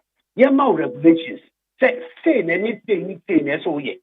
Men say yen start since say yen su. Who we are, that is all. Over. Shall we share the NDC manifesto?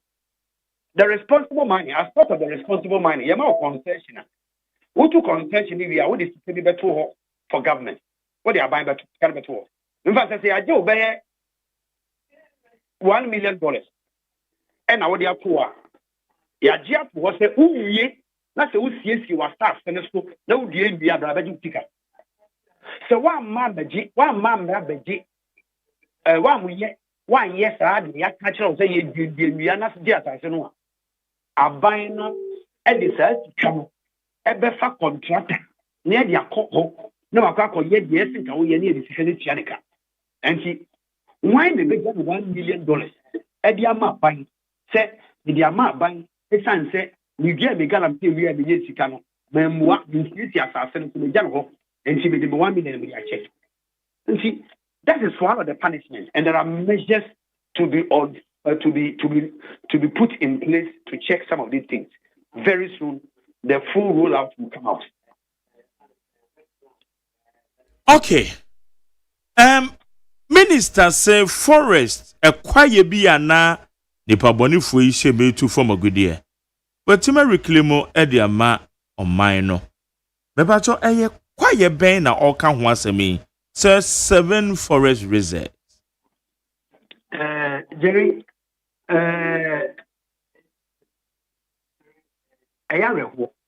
say June 2022. And I am ready LI 2462. So I am running on Mampany Akufado. We 2 mean say Otumikate Yenkoya Galamti and Yenkoya mining or forest reserve. But for Ghana, this is 8 years. Kwame Nkrumah insist ya wajijia tu ayeno forest reserves are in 2 good room. Obaka said they are no ekaten. The boss of Kwame Nkrumah only me say answers no gold room, but into orientation of the forest reserves just to protect the forest for the future. But in June 2022, you did 2 minutes of Mampany and Akufado. I would to be my coin saying to a good year, our forest. The decline of Mampany from Mahama Bayi, what directed Minister for Land and Natural Resources said, Sir and Brano, if you hope not get 2 minutes free in them. Omampanyini, Jeffrey means them say, I have no right to give anybody the right to go into a mining forest reserve to go and mine. A sense, report for you and say 9 forest reserves are young 58 years assassin. You do also and more any natural ecosystem and a war. Young all of a sudden. South Forest Reserve in Sumi, and buy your own pet, and call for a Yamuduma to Tuamana Yabu Calamity. And now, the Minister Naji, Sabi, may or the lesson in the hotel, the Taka, or the lesson to Abontini. I may say, and during the miracle, will sector stations and started TV, almost the name to war. South 7 out of the 9 forest reserves are buying the Raji. Say you don't have the license. We are revoking your license. You don't have the right to go and mine in a forest reserve. Over, Jerry. Minimum say on mine a woman away. Baby, I would tell you pay. Said ye, you bet your mine no ye into now to. Meno Kata no pay said ye so ye bet ya Ghana be you into na meso make up. Yes, me nane say. Yes, me nane say. The best room. Mummy, you money for in some. You all hands on deck. Yen country Kopwa, one would do on mining Yan say, dear Muyen. Emma, you are so DBR. There is a punishment for all of us. There is effect for all of us. And then, and Pala, you mining communities, Mina, why, cripple. Masuniwa, Neniniwa, Nensai, that mean now the effect of the mining. Yen cast the men mining from the 58 years ago, ye mining. Ye my money and another man, ye mining. Only responsible mining. Ye responsible mining. And more money. They are more of mining or buying.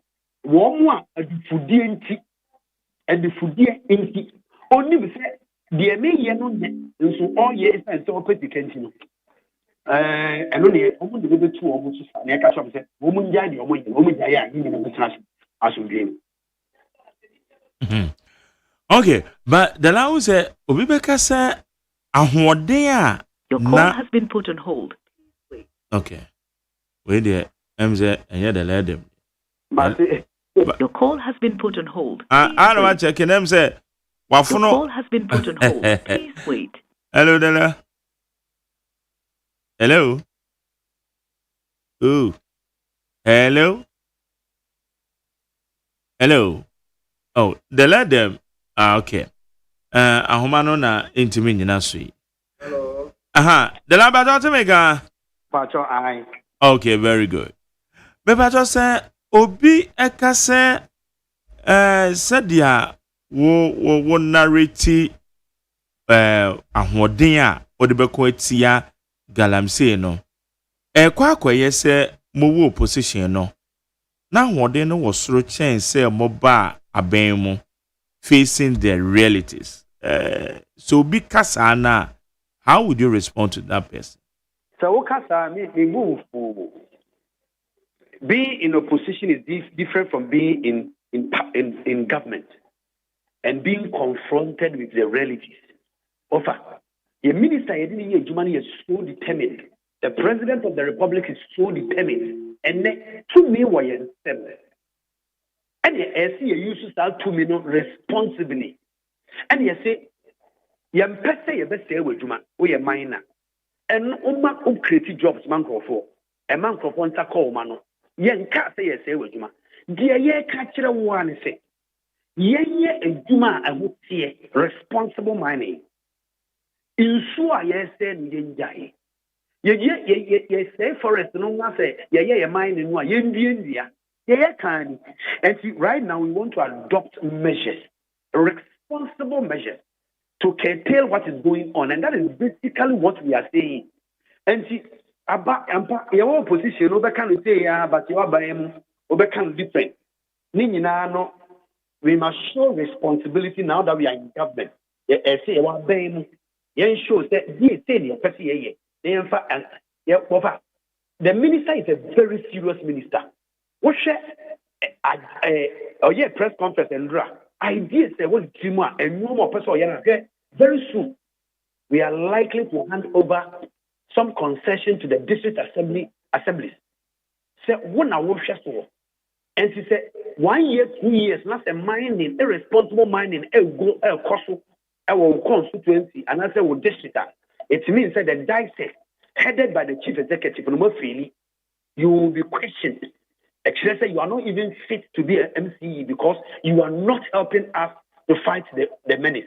Exactly. When me chawa no, wow, asami baby a waka esikwe. Me, in fact, me what doubt was a blue water gas way when mujumedi on baby they say bit me complemented the effort to fight against illegal mining because me kokuma sepa.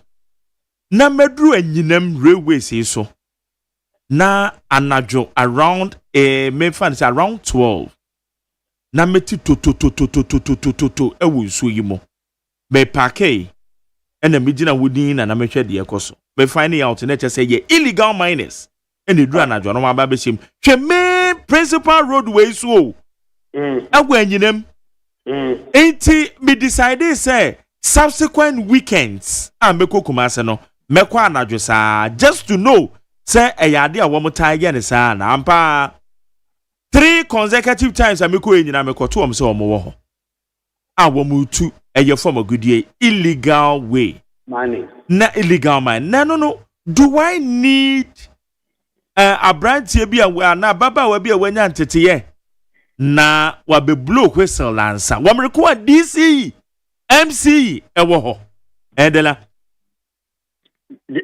Jerry udika what can I say adentina nipa ewo krom ho na wo mo amane anase DC ni ade mo amane and no see any say DC has the responsibility for the oversight of the whole district and blue water guard no ya fan That's when human is saying.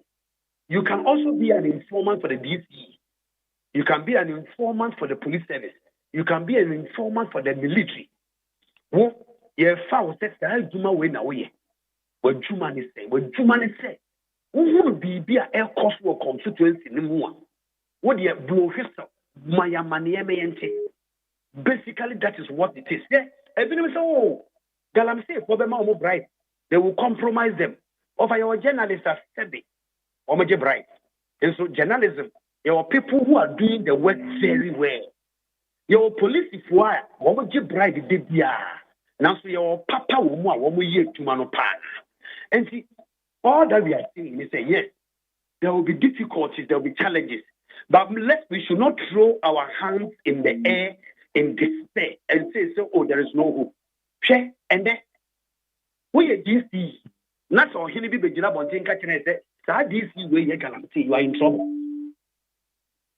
Hey, and you said to the end one, yes, it's near actual report, the back president, the neighborhood report, say, estimacy, yes, way, or presidency, or Yagalam say, they offer. This president has already won all appointees. Say, a Juma Mount, so you DC.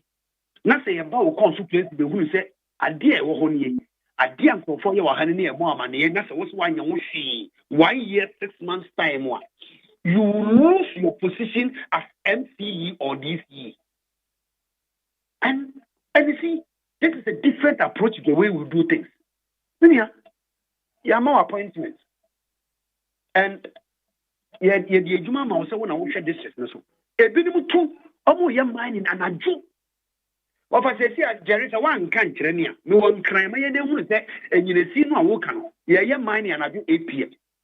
But Emrantia, no, I have more chromolomini. And she says, I have some union, son, 9 a week. It's your home castle, says, you do money. What to be beside boy, money, one way and I join, it's not a power call, baby. And yet, we pass with a voting crime. Yet, you're open in the sea. Yeah, another in nasty. Oh, baby. One crying in them. And you know, who do one? Not mine in beyond cost.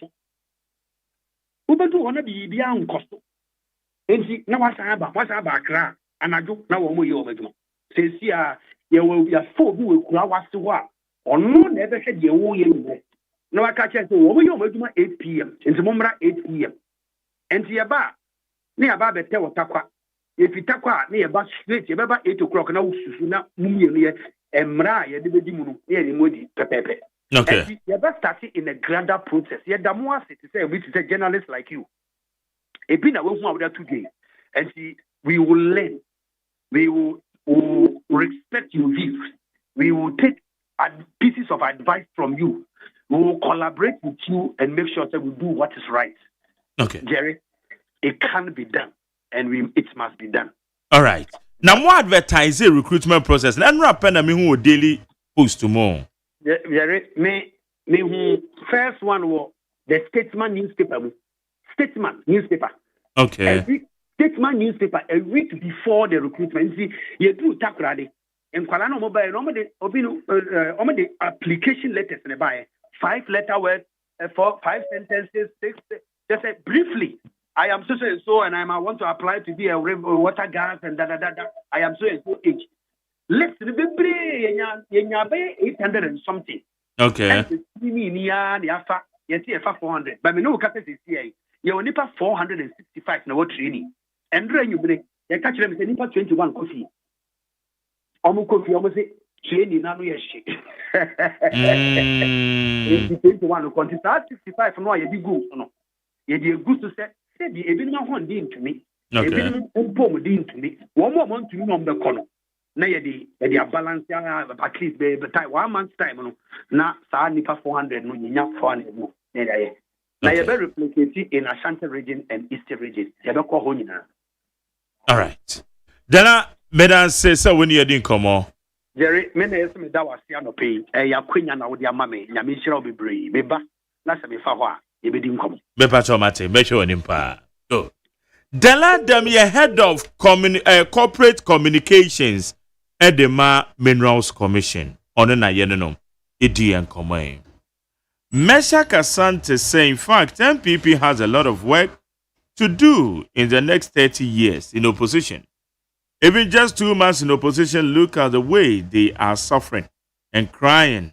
They are trying so hard to criticize President Mohammed's good works that he has started, but it's not working for them. The more NDC stays longer in government, the more Ghanaians benefit. So I will advise all MPP communicators to prepare themselves very well because they have a lot of work to do in terms of talking to defend their collapsed party. Meshach Asante and Odiabe. Lamteke Rashid Adifri Tamagol City. Also, good morning to Mark Jerry. Richard Jakpa and his stags arrived at Dr. Ernest Addison's residence at 5 a.m., forced their way in and searched every room. After 3 hours without finding any cash, Richard Jakpa handed his phone to Dr. Addison to speak with the National Security Coordinator, who offered a so-called apology. His cars were then seized and only released after 4 p.m. This sham of a reset must be reversed without delay. Going forward, I will urge the former appointees of the MPP to immediately arm themselves to avoid needless invasion of their residents. Alai Baba said the bitterness in Honorable Ntim Fojo is being displayed all over by politicizing the military without a single constitutional provision that His Excellency John Mahama have had. Ntim Fojo crying for military generals that millions of cedis will be spent on them, but failed to tell Ghanaians how former President Akufo-Addo have spent millions of cedis on his ministers. And Ntim Fojo couldn't even apologize for data error and MPP for data.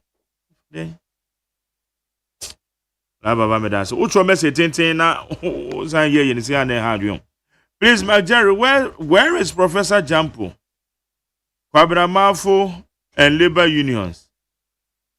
Professor Jampo were you Ghana Shapers Authority. Kwabramafo so there we need FM. Labor unions in the minim baby or more. Inti Joe Coco Bisa.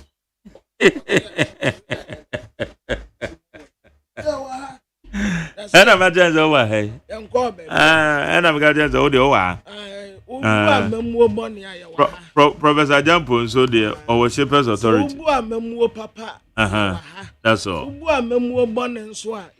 That's all.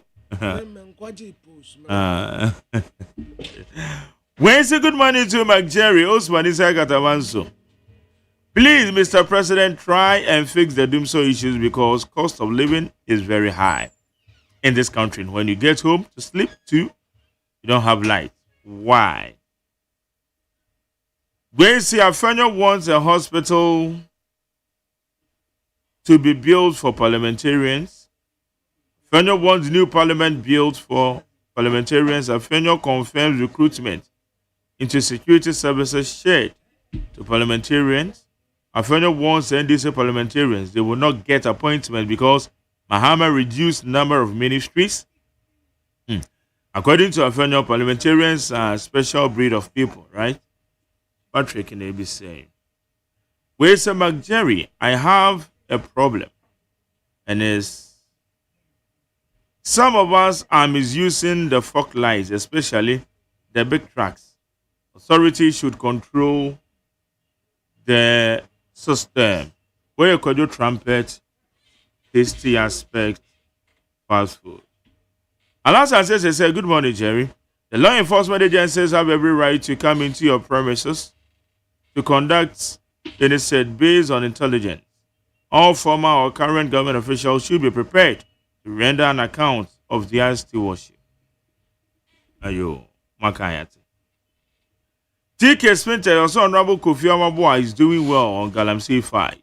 Oh, yeah, sure. Yenyang results, no. It is doing well in the Yenyang Micra, a Nuru baby. Tanko Different, I said the new IGP has to talk to his men in MTTD because they started harassing drivers on the roads and even in the traffic. Dampare stopped them from such behavior. Tanko, Edifri, and Yinem. Masawudu Kumasa Bantamasi MPP must stay focused on reflection, recouping, and recapturing power in the shortest possible time.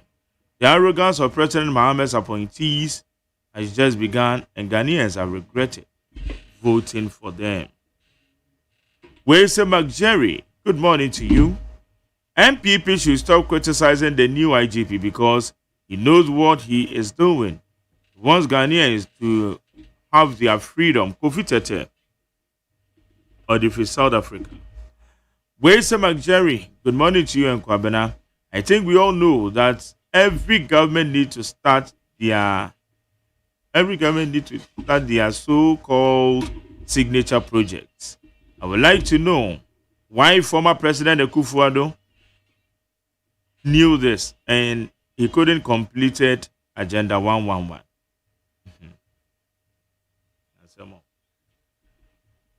When Sokatachi FIFA has faced intimidation since the NDC came to power, and we, the youth of Ghana, strongly condemn the National Security's action, detaining and intimidating him. This action constitutes a serious infringement on press freedom and an unacceptable attack on journalists' fundamental rights. Samuel Boache, Asamaikese. Eric Kwakubu did say, he told Ghanaians that the MPP government is the only government that think about the future and the welfare of every Ghanaian. But some Ghanaians didn't listen. Okay, set of fair at Nasi. Seto Mache. You know, Mama Joso.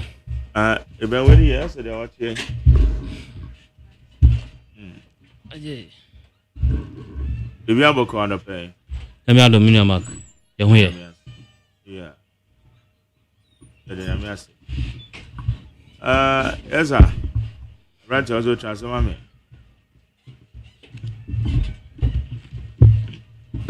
Okay. Are you ready to start one? I say I started. Oh, okay. I started. Nah, baby, I starting here. I buy a promise. So be at the free SHS to the private schools. You know, my case almost on you 2 more than a while too. You be say what might be or what will be the consequences. And now the fight against illegal mining and so on. We share Honorable Amakufibua and Amuntu all to now. Is he making a headway? And are there positive outcomes be? Ebebana. Said, my just influence about you. Million mark. I'm in Chobium. Namincha at year 4, I have 4. Na Mena Ghana for us for always availing themselves for us on a program like this. It's a privilege once again to be here. Into Yebedo Masi for the continuous support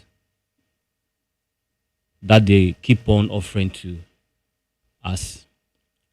Na Minchia Dr. Alhaji Mahmoud Baumia, your national executives, regional executives, constituency executives, polling station executives, ordinary party members, and Ghana Fonina. Indeed, their support have been massive. It's massive. Mark, I'm saying, Jeka Galamse and free SHS about we are be extended to private school students. Mamisha saying free Galamse. Kakra mbeza mekane se uwa agro ase na ohwe na agro na beko yi a sha ase na uhu ana sa agro no nso se nko yi a sha ase na uhu. John Mahama say oni na ban se mpese omutu Galamsey ase a at the moment the omo ye ne de they are rather promoting Galamsey. And I repeat, John Mahama and Abai omu promoting Galamsey instead of the mere talk say they want to regulate or prevent the illegalities ekoso yemaim, especially in our forest reserves.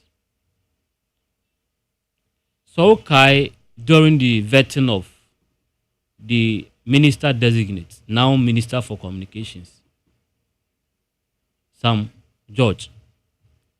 I'm sure you remember the kinds of unprintable words he used on President Akufo-Addo and in Abai. To the extent, Okache said, because Galamsey Ekoso during the era of Nana Akufo-Addo, Onuna Jimono, the kind of steps are bano then etiki to prevent Galamsey no enye enough in his views no. He could best describe Nana Akufo-Addo as somebody who is benefiting from Galamsey activities. Went ahead to describe the president in other unsavory languages and as expressions me person may repeat it because some repeat those words now I say I'm promoting those kinds of irresponsible comments or making. Now what is happening is that instead of ordinary Ghanaians and as a non-party affiliates engaging in Galamsey under the regime of the NPP in 2024, 2023, and thereabout. And then we have campaigns of the NDC now spearheading the Galamsey activities in our forest reserves and on our farming lands. Mark Sawako, baby to say, Sehimpatamo, Eastern region, part of Northern region, Central, Western, and the Western North. I'm sure, sir, you have a different view of what this government promised us. Indeed, it speaks to the idea, sir, they were seeking the powers of Ghanaians to rather come and promote Galamsey instead of seeking the power to come and protect our forest reserves and our farming lands. Because the level of impunity, the level of irresponsibility, the level of devastation, and the level of destruction across the world, those areas, like there would do one ma, we show, so you're gonna need. Yato aba, edi etumi ashe, openyi bin sase, omo ye hobai. Is it protecting lives and properties? I just say nipa, the seni nkwa na abo na hobai. Na nimpo, I stand to be corrected. I don't know the kind of lives I'm omo hobai in this country, let alone protecting our forest reserves. Kwehe ensua eni adane ateche. Enka nimpo de na ensua na ni eyefi. But na de those river lanes are ensua ni famu no. Chinese, Ghanaians, party executives, abomodia, the excavators are blocking you know. And because you can't prevent the force of a river, you know, a bufaswa na horo those clay ne anyana ideas are blocking you know. And utibo huna abafra in supana was an Kenya kwine at Tenecon. Ama bobrem niama ene is under siege. Minya enchirima entina yeye politics. Bobo enchirima ho baya now he and you. Bruni say when the last tree dies, the last man dies. And water is life. Kohwe enua Galamsey for enam omo operation so aseno or your forest reserves. Kwana kohwe ensua ene asay. Kohwe chemicals a dia gum ama ene apemfo eyefunu essay fish na yetimede dra ene net ekoyi omun because of chemicals akogu nsuo munti ama sa emo nyina afri yensuom ebe din se ne ukọ river pram a obenya adwene ba kompo achena ba fie adentia panyimu bi a yede adwuma hye ne nsa ayetua ne ka emma ne daily allowance, weekly allowance, monthly allowance. A man house cook. A man security. A man be beer obey here the end of Juma. So on fanya Juma no wakuma pem. No say ne party for say a common do munti. And as in the party for say drew also. So almost may say yensa sinti. Ye jail ma mogu your forest reserve ma mo sell. Me bonnet of fano. Me catch yem president. Ye po ene on ya to about mano. No she boss say oba obo bobreu mu niema ho ban. But the equity McJerry. Say it is too early to say the fight against Galamsey no has been lost. But I see say it's not lost. If they have no solution to the challenges I cause now, they should refer to the NPP manifesto, where in dealing with mining, no, Dr. Mahmoud Bawumia Eka said he was going to implement a number of reforms. He said empowering the geological survey to undertake all these preliminary activities and Galamsey's essay and SAS say in prospecting, they take undue advantage of that opportunity and start destroying our forest reserves. He was going to empower the Geological Survey Department to be able to carry out all these investigations and identify areas your minerals no well located. Say obeji concession nya fe na beka say me koye prospecting obeko no ni a kire say ha okwa gold wa ha okwa bauxite wa ha inti wuro ma enim say wo your man was specific location corner cooperative such that the activities could be regulated. And Nkodanche no or suggested say he was going to use mercury-free method of getting these minerals away and no until he was going to make sure say yen use mercury and horoye minerals no enkunkugu ensunim. These are some of the methods Dr. Mahmoud Bawumia fire during the campaigning period. Mejide wonu 100% says anka onya sakwa no ebeye ya ka these were the methods our use no the abo na yakebe the illegalities in our mining sector. Me say anya hwe kura no enyina na ye kire o man no nti say say the mpanyifo kan ye na say adwen eni ba ku for trim so onua offer solutions to the challenges ane o twe fa obo wonni anu yi a wo say Oma wadwen ekwo onua ndie no so. Na obwa ma bobremu niema nya ehun banbo na nchirima ba oma meka say na wemu na yede yensa ase ne ejapade hye omonsa no because we have an account to give in the near future. Mark me that say. Brian Bedasa, Elite 100.9. Emmanuel Opoku Buadu, a member of the NDC Communication Bureau. You might say? Nyamiadom, me Mike.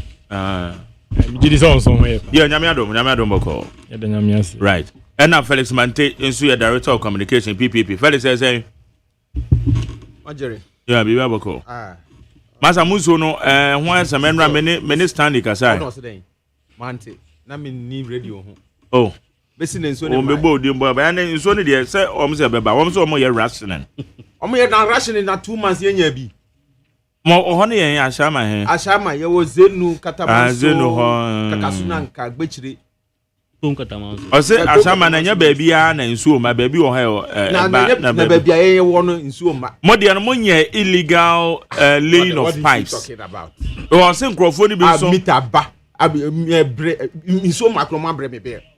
Yes, Bill Nadio say in so bone, so more and the Baba mantle to 0. And yet we cried the 0. Some macrempo no ya breme bear la make utia. Debut, and I shall see ye, my Jerry. So we say Suama because Mitan and reduce it and your bill. Oh, I made the Mitan bill no our me phone to see I'm the bachelor. They sent it to me every month. I pay through online app. And into no sense I will be sunny ye. Mammy, what time can you be son or say bills in the other but but unfortunately my own the whole of February I didn't get in so February bill. I am paying 150 Ghana cedis. Not previously, not yet. Sir, the same amount, 150, 170, and February be nsuo ama nsuo abrɛ me 150 March nsuo mai operational cost and then 20th operational cost nko one ntina mbisa so tu asan it's interesting and you know minias time Martin Mesrao besi na nsuo no so mai asama yes enye baby kakra e babat eno so a pressure ni very low very low yenya nsuo besi na nsuo ni mai enti ni me stress Stanley Martin bon kataman so constituency na enclave ni die kra New York Peaceland ene ne kekaka Washington gwechire kakasunanka ebesi zenu atade kataman so eba Polonia baby anywhere nsuo ba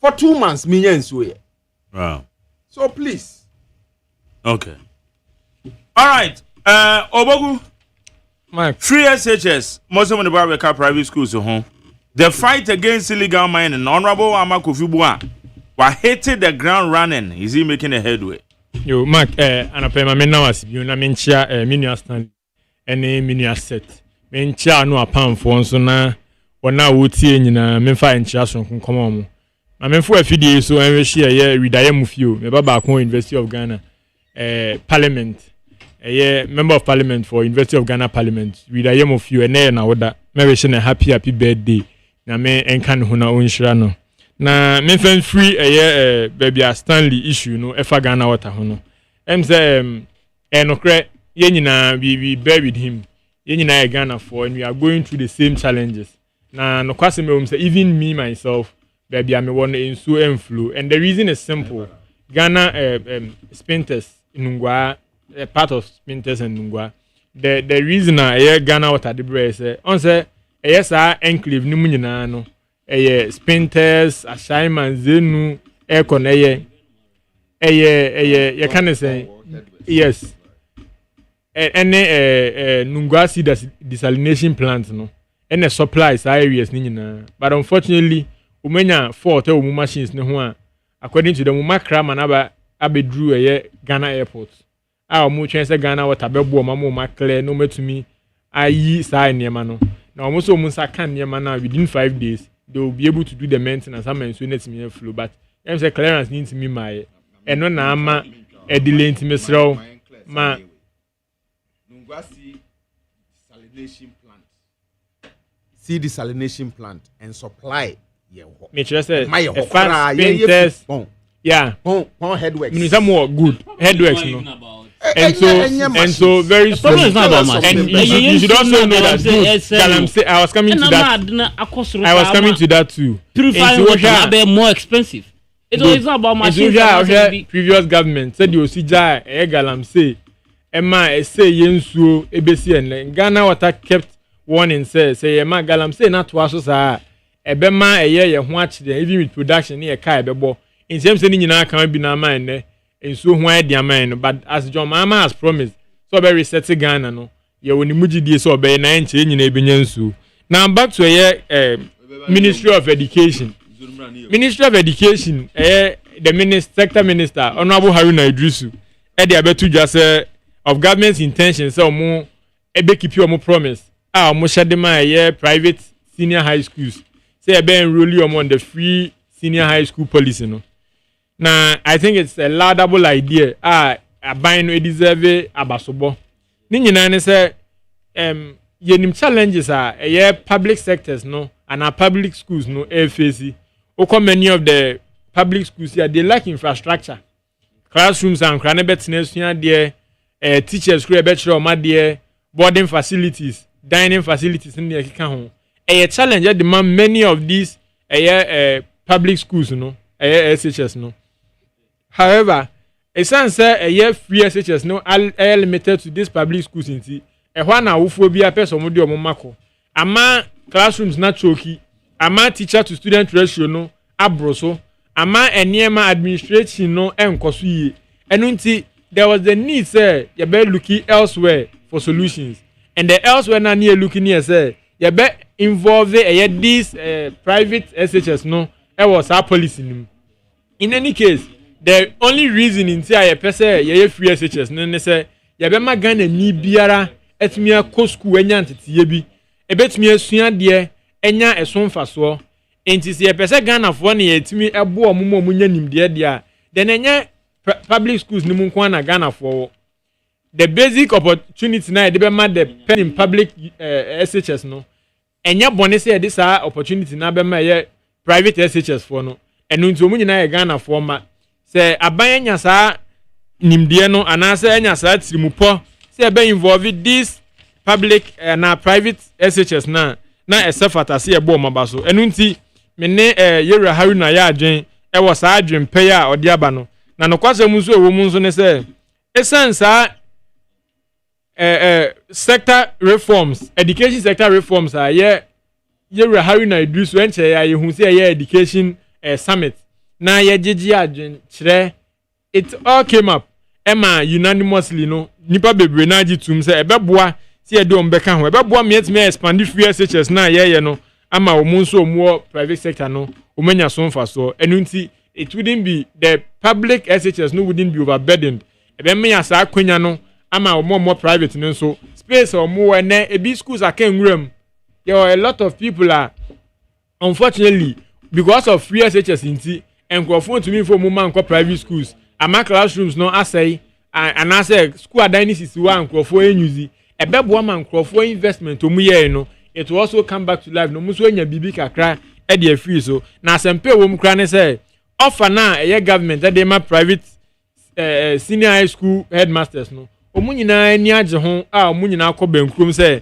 e yom beji atuma boa ama ye ma no ntete na omu so atumi nyina be mpanimpa enti no magari ubisa mi a megidi say sa education reform na ye extend ya na free SHS ho totoye na ye extend dia akọ SHS no e ade papa afei so bion so hwe land ministry entotoya ye de egu akwam say the best topic galamsey afei Ghana for enya gidie say galamsey no mampani John Dramani Mahama say de o share ehun bo no wa ye krado say obeboa amaye twa galamsey ana ye tu galamsey ase afiri omanim ye wa ha na yenya promises upon promises every previous government and abanda there twam no na aboshe bebrebo a de man say obejai galamsey na so na ono ane allies ekowawusi any people in ono ana ban ekosu jijina mu chema wuntumi nom etu galamsey etu na de say yensa ase ani yensu ene yenya mampani a wafa ato ne ho say come what may obeye bibi biara a esefata say obeboa me atwa galamsey so ene minister de abetu dwa ekwan a obefa so a ode ebe jai galamsey na ode be stop galamsey ama yensu ho ate na yenya yensa ase so ede adua yenkoko ni ye nobaye na minia ne kasa na okire say agrobe so ana efira nopa enu nti nia eye minister eye is much I do about nothing minia so obeka ya eye ye ba ban wu ya yenya 90 days yenya 3 months ye enso na me no kasa yi sector minister timi revocate 9 licenses of a illegal and small scale miners are omunya omu licenses illegally and omanfa kwan papa so enfanya licenses no ya revoke omu which never happened and another danko ekufuado ene na aban mu and so it tells you the right step you are going now the funny aspect when say sa companies here ya revoke omu licenses they were in operation even before they had licenses just after losing elections and NPP are buying losing elections they fast-tracked giving them licenses without going through the due process. And until Mampeni and an airline said there be yen to me share a man crofua yen to me nya enough time assess your capabilities no more potentials. Yen to mean time such licenses and fan show monsem and more backing some fan quanamunqua say and sassiniansu. And if for nothing say yen yashikrano ya started a revoking licenses of those undeserving mining companies no ama yensu mienya yensa ase pa ho aton afei wonim se yasanso asizi excavators enkrofo a ye hu se omunni eye permit so omude beye enwuma omude ye no omude wo ensase so ensase aban through the lands ministry etimi asizi all these excavators bi mpo ye hye no mama mpani be ma directive se ma ye nhye no Nemo mien keep sa excavators no. It tells you government's commitment. Owo so de beboa masa galamsey aye su hui enama nkrofo bewo no mu mayare obi ye bewo no na ne mase ye fifi dada obi wo ho aye bewo na akra ne nsa ananani afrafri ne mamiyam obi ti achia and all that no is because of insubone any sane ma minerals omudi tu chemicals omudi tu sa minerals ama insuo ne ne mabone ewura mamefo ne yam no ama we nyina eto ebetwa enunti na abasobone ye de be man lands minister was ejuma pa obo Emmanuel Makofibu a obo ede ama nampani John Dramani Mahama aban afei so wasanso a initiative anasa inaugurate blue water initiative ye tete mabunu wo yempotamu so mu beboa na galamsey ekoso no ombe act as whistleblowers now for the purposes of education no nipa bebre kasetia se adentina yesi enkrofo de langat ne enkrofo ekrekratuo na galamsey na emom yakwatete enkrofo a omu nkratuo omunim etu huhwe ene yesi omu nkonko stop galamsey for the purpose of education blue water initiative enye emebuna ye to omagun sase ne so se omu nkonko fight galamsey ana omu no obi mfa nkosie ni se omu njai galamsey ejuma omu die nyina ne se they will act as whistleblowers na whistleblowing no ene se we ye nkrofo omu importamu ho omu enyini wo sam importamu ho omu was some level of loyalty and commitment to the community in which they grew up essence importamu aye wo omu no omu wo ensuo bi wo ho enu amu no omu nom ye enu an omu papa ne omu mame nom de ye adwuma ana edi noa efie nuane ento enansa ase ne sei no ensuo ne sei no ha omu and so with their level of commitment no they are acting as whistleblowers said the beya obi a ofri ne ba bia basa akrom ho ebe sei ensase ebe sei wonsuo no obetumi abo ye MC ana DC amane obetumi abo the local police ana district police na amane ana mpo to the extent say beba ministry say ye okro bi won potem ha sei na enkrofobia besha ha sei yensuo sei yensase enu nti yentu ho anamon na yemfanse omadwuma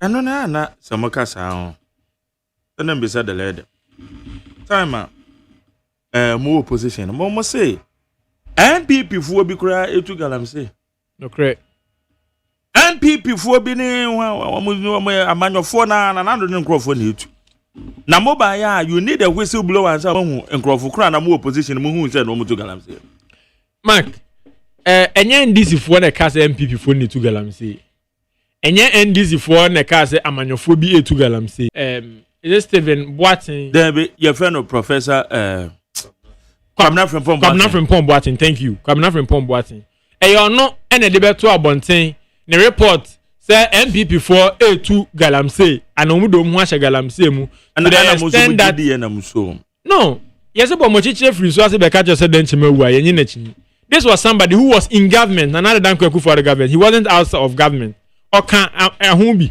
eno de beto just say yen krofo we na A2 galamsey in fact he mentioned names to the extent that at the point ground you can say party here sika enti yaman microphone to galamsey and all that but fast forward as you rightly said no correct ye nim say enkofo to galamsey na me no think kan he mageri say mi krom eye trede say ye tie ya ma gold abe free ho na enkofo bi say to galamsey na me mpona me in charge na me think kan ha esi dey na me timi stop you mo moreover ye the normal thinking is o mbekwa anopa akotu galamsey na edru awie o mapon ye who instances are ye national security military for akwa ye galamsey site no mako hu se obi ani ho by day enso ye koi no ye hu galamsey niema ho ye hu se insu aseye ho e je se omu wi omu ho mu omre omu ko ede ko ye sa niema ni nyina eno na ye ka se ye behia nkrofo mbe monitor sa nkrofo yi na omatumi aboban se o nkrofo bi gu ye abeka junction omu tu galamsey no omu ba eye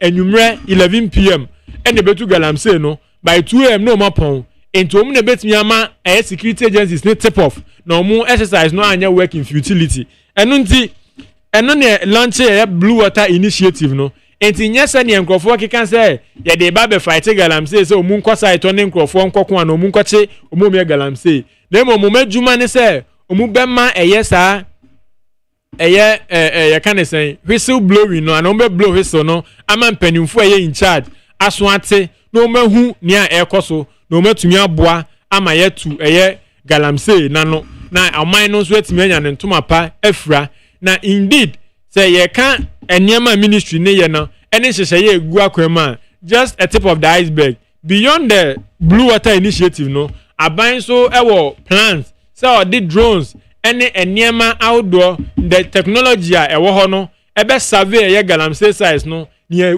who the operations of people are cost ho near to me fight against it entina magja you be samia eniema ne abasobo e wo se dema lands ministry no me no eya adwen sefata se ebe bo mabaso na omude niema panso agu akwam ama oman Ghana enya ne ntuma pefra Meda say higher need 100.9 ente one song the fight against illegal mining honorable amakofibu anamontuo any free SHS nso a aben bo so share ye no or de so ebo form mena mama wanka me my topic when I want count me ba so mama ko Felix why I gave you the topic come wo ka say nyina me show me the topics me no gu wanim na me dem out say na me say the time bi be mu dia na me chama mo me ensa na bi out Felix Mande Majeri. Yes sir. Maminchia obio. Yeah nua. Minchia Ghana 40 anopay. Na minchia PPP echitafo nyina national executives. Ene Ashaman constituency. Obi a wote binka ene anopay. Majeri. Presiches say Ura Mahama ere. Or this also bofo.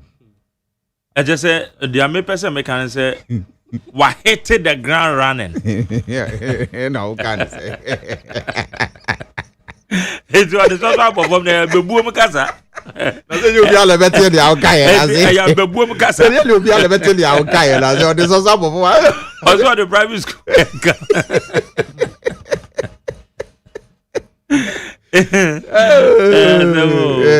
Okay. Say no private school now can't become one. Unim say. Education dear and then the bedrock of the development of every nation. Very very critical in the progress and the success of minor. PPP has advocated over the period. Say school dear be year and then the most freest and important aspect of national and social good yedema Ghana for and every child to benefit because and the basis for enlightenment na ebe amanipa ehunonim de na mechra de yidie na minimum say school ho mfaso na minimum how it impacts society nti yen ka senka school na nye free kindergarten to senior high school yen fa impo compulsory aspect en fa nka ho say umpo as say akwala bia e wo school yeah bomodin towards making education free na say free must it always be say public schools nko backward public school and now benya sa free scholarship and the free bursary now the akọ school na be so extending it to private schools and yet the private school ahead for the Ghanaian child ntino for me say obi so de ne be call private school aban say obo Ghana ni bia ba ho eka say bia 50 cedis e wo public school private school no so akwala wa choose so be call private school no ne mama so de ne be call private ne parents so de be call private school no sa 50 cedis na e den ye de e kwa akoma say ye mfa hwe akwala anything in media I perfectly agree to it. However, the funding sources so necessary yeshemukina. Ni hu kwan a be fa so a sikano ebe sustainable. Em say last week you say so last 2 weeks ye ba ha na ye ka sika ye de ebe hwe free SHS no aben on pay get fund. Tenebe obinya more resources or honum na what they are a support free education. I will add is that government should include compulsory. Say a free DS will be about me eco school. The son say nipa pim that's who fear omun to me eco school. Having said that, infrastructure, yes, as free education, I think we are far behind because up to date, thousands of schools are still under trees at the basic level. And until your best buy. We cannot talk of free education now. We don't have adequate infrastructure and resources. The education modern. And whatever it takes to improve educational infrastructure system, buy into one amount. More resources should go there. Now you improve upon you build all the schools to a standard. Therefore, say this is a school as a obeko hoso kusuan dia obenya sumdwe obenya hotoso no nya hokeka no de akwa kusuan dia. So for me, free education is what you should fight for. Compulsory aspect added na ubia upo wetimi akọ school na won so wanyini aba beye nipa we are responsible in society near the way bibia eyeye who can take charge in decision making processes so I agree with the president for extending the free education to the private school, but me caveat that's what I say a car yebo wo public schools muno the same car necessary assessment ni analysis na ye de ebo wo na e private school no enye say obi wo private school ye bodo ho ka more than obi a wo public school esa na equality anya adwuma. Galamsey any Lands and Natural Resource Minister Emmanuel Ama Kofi Boa, Honorable Marjorie, se wabo modern akọ akura eni nkurase ena wakwaku hunia Galamsey aye ewo nsase so nkrofo koku nkrofo nuban fomu a wankasa no you even hasting no wakachire minister ne say he should do more than just revoking the licenses yedema in December 7th prior to that or after that.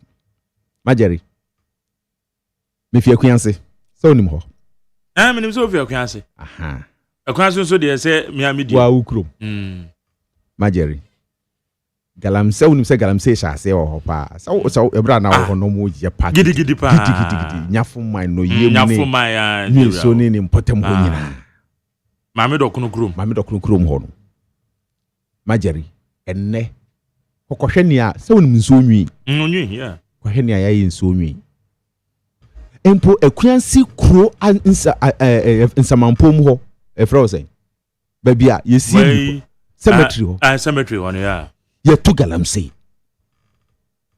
was cemetery akuansi cemetery sremma insu eda akuansi asai amanfumfu Galamsey asai no ewo ho do we kura nipa ni bi appointing fingers at the chief ohene owo akuansi na nadua akose oka ho na Galamsey ekoso akuansi ne important and it's not only the small scale lances are manunku. Everybody in the sector now, all year juma, amfani kwe museni esase ye jeno. Our own yeni in a way to reclaim the land, must stop. I wish class say you put a stop on all small scale mining activities in this country. All small scale mining activities. Yenjai for the next 6 months. Niyenye review, proper review, and auditing of all the licenses that has been issued over the period. Marjorie, all the licenses that has been issued over the period, you should stop mining for the next 6 months. Because Marjorie, we are under serious risk and serious threat. Say yanhwɛ ni ye near between or my way yempe a comedy yen is to comedy yen nyarawabe boyen. We are at risk of dying in this country because of the way we are doing mining a war mine way. So I totally want the government, the Minister of Lands and Natural Resources to have not only reversed the license after December 7th, namely put a stop to every form of mining, especially small scale mining, and its ancillaries or accessories account. Say, yebeshe, nanka yet to me ye auditing and review of all the mining areas, district level, regional level, sectoral level, they identify the people involved. We can end this once and for all. We have had a long debate over this. It's too much. It's too much. A long argument over this. Too much. We cannot continue to do the same things as we do all the time. Yentimin yesada. Debia the corona na ye. Na sute wansam. Yete wansam ni ejai. Na ye nyina we have put ourselves under risk. This is the time to act and act once and for all. Ni yen stop it adie we ya. Aye albatross on our neck. Yes. A source of income for people. A source of livelihood for people. But yen timin di komachi na yen fa yen kwa ento chacha. It will affect you today, it will affect my grandchildren tomorrow. And into yen transi enye kom, we must act properly. Send your baby to me a stopping. So for me, it's not only a revocation of the license December 7th. It should be a complete halt. There should be a complete halt of all mining activities, mostly small scale mining activities in all the regions. Baby biara, you too gold, galamseyo, denyu. Na at the district level, security command, police, the military, and at the regional level, no, national security, and everybody should be on deck to make sure say you be policy and environment. Forestry Commission, any team, when they come you police our environment, but baby biara and our jurisdiction. We are MC, and we are district commander of the police command, and as a military, and whoever you are, no, or any our police the environment. Now, until say, you be proper analysis assessment as to where to mine, how to mine, and who to mine. And sana ashase say ye be mining bio ewo mine wem ni ntimi mo environment no ho eban me first degree in natural resource management. I did forestry as the specialization, and I know the impact of deforestation, and I know how you be to me a regenerating in forest and in vegetation. Because of illegal mining, biodiversity has lost. In because of mining and mining activities, you say the life and the living animal species are in zoom.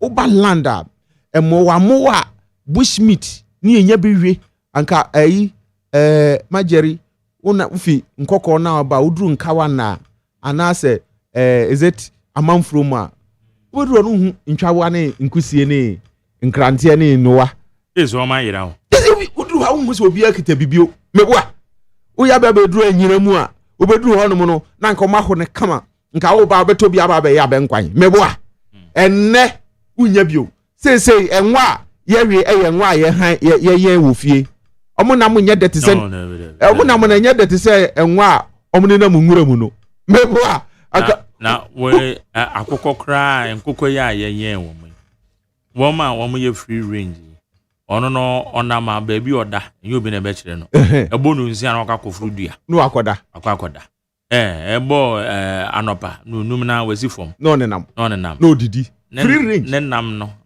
we an wa dwum say what you say why we akoko nam and na yakofa tofotofo yi because he has said bibia. He has said bibia.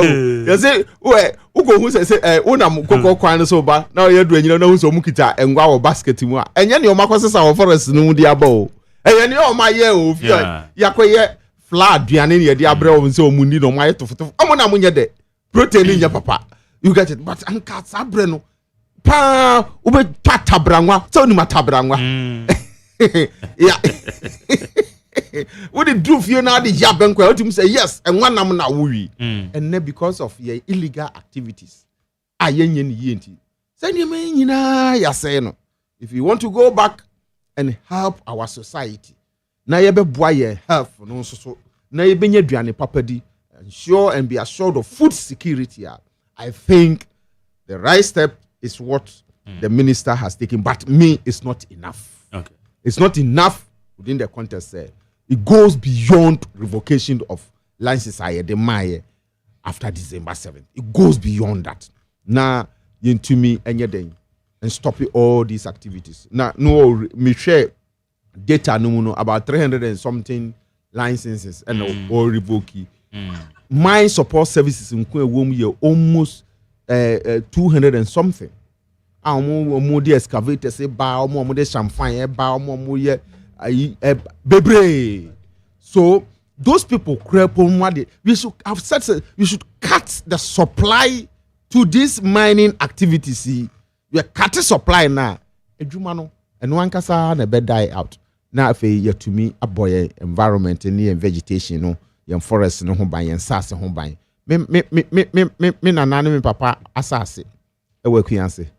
Enya me bra and was sorry I was second tata on foot no nka omo tutu ni koko nyina tu agu na osori o da fom ho no na wo ye pema wo de si ho na wanka sa wo be fa ho se wo ye mine na se wo ye galamsey na se wo ye den sa na mesre akuanse ni mpanyimfo any other places are ye mining they should act now support the minister everybody must be part of this call this adventure na yen stop it we say enye Operation Vanguard asemo and as a galam stop asem we are not mom bien fe din bien to some you should leave the thing to proper action and deal with it near solving it once and for all near nya e ho asem eka na fe yatimi ehu baabi a yeko ya anya ne saade a ochina bi na ebehu ya kan galamsey asem a besinde yeguso aye ka ho asem I think you should find a way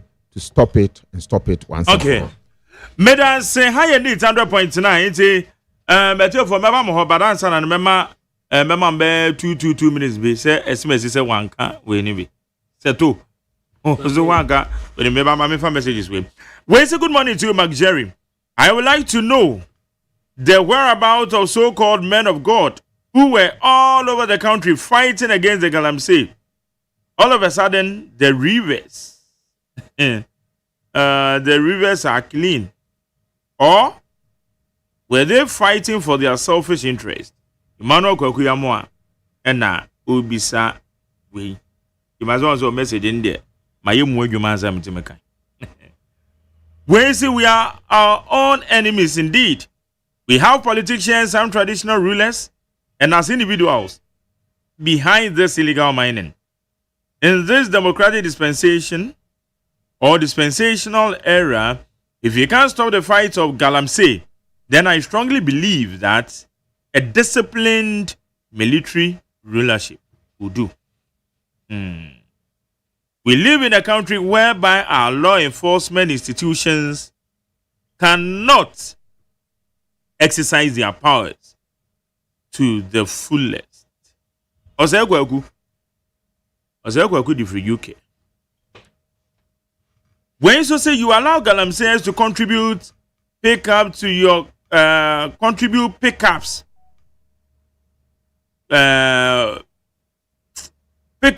for your campaign as alleged, and after winning power, 9 of our foreign reserves captured with confiscated weapons and becoming difficult to get closer, and as destruction of the forest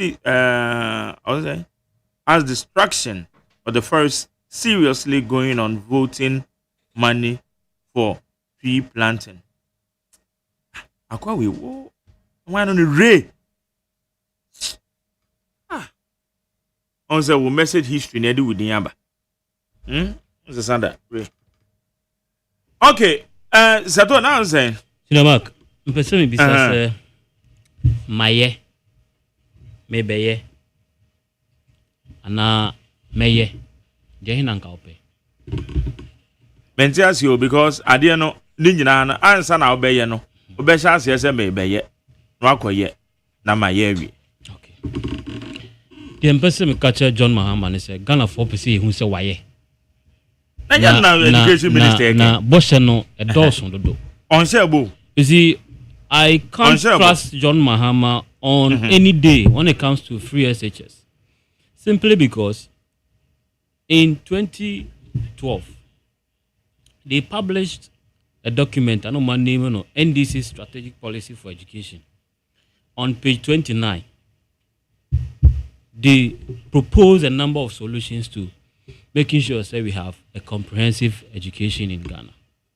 And these were their proposals. One, I'm going to say they will use what they call means testing. Means testing is on basis of criteria be that determines when I say no factor say or say buying economy. As we speak, I don't think anybody can show me any document here. And this is for me, I'm making it available for us in their planning and research. This is how they are going to use to test the means by which we should know those who are supposed to be helped and those who are not supposed to be helped.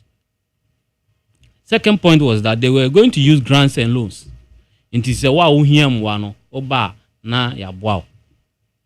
the third was self-help policy and comprehensive education in Ghana. Meaning say university now, there were challenges with paying fees and getting learning materials. We took what we call work study. I think even in Ghana here, we have schools on campus. We can work and gain something small to help yourself. My point is that Obia onje say onje this say the 2 billion euro education ma ebe wo mind here. Ebe mo wan say ne. Obetenya more than 2 billion. Na every even public schools so na kwa do private schools for so. In the end, this is for interim din can be say mebeye, mereye, and namaye, de hinanka openo. What we want to see is actions. Na bosheno ados dodo. Medemanu see crack. Yankai aban say before our mobile bedi yansu say abano. We had journalists now they were speaking for them. But then obi bia ombe we say or criticize on Mabano, they take to attacking him or trying to curtail their freedom to the right to speech or freedom of speech. You see, you cannot approbate and reprobate. You cannot approbate and reprobate. You who among for no mote radio so TV so no mudi akufa do atem. It you who among for no mote TV so radio so no mudi ba omi atem. E den assistant. They shouldn't hide under the guise of national security. Now, journalists must do their work in freedom. Criminal libel law, you repeal the right to media free speech. Because the Biamika say NDC ni bien who are about studio ha and aquatina parliament. I can say the John Mahama into ne alternative view ni. Me, I'm MPP ni, me no APP ni, and a PNC ni. PNC folk the mini some criticize the NDC because it's like birds of the same feather. But they be a PPP ni, enemy MPP ni, and the best suggest alternative views. Abwama nabana koye. Intermediate freedom ni there. Yes, under the Minister for Information, then Minister Abubakar Fati, on making sure that media capacity was enhanced. I think say ultimately the foundation we have to have. The least they can do is to build on the foundation and not to collapse the foundation. Ima, Jerry, it is so rich. Say if there is somebody to fight for media freedom, be free, no other person but MPP. It is so rich. why na dey also ema media freedom no? Is it persons from the same party omu eche Captain Smart more than 5 times no? Omu na omu sufre media freedom no? Is it the same people omu eche Caleb Kuda ene Zoya Bubeidu of CTFM share national security come yemi omu no? Omu na omu sufre media freedom. In fact, the party now omu supervise omu member of parliament who has been pointed and I think say onim ameswali ewo hu bi no omu na omu sufre media freedom. The very first party omu ka so omu be easy anas approach e dey fight corruption e wa aban mu no na omu ten ne ba betata anas aremeya anas no and omu na sufre media freedom ana. But of course we are not in a banana republic, and so when we are talking about national security, you see Ghana you hear yen abakosem yen history FIA military rule kwan ankofo bi fa so wu year some judges are ye radio mu fie kokun omo and all that raise concerns on when we hear some of these things, but obviously shouldn't come from the MPP. Your mind yebu, this is the same government omu ba power in 2017 omu ko John Jinapo fie eko radio ne mafie sesa ne laptop ne phones de koye the same government eko honorable Kwaminadon Kofie eko radio ni fie and musu. You see, this is Ghana, and Ghana is for all of us. You need first class citizens of Ghana.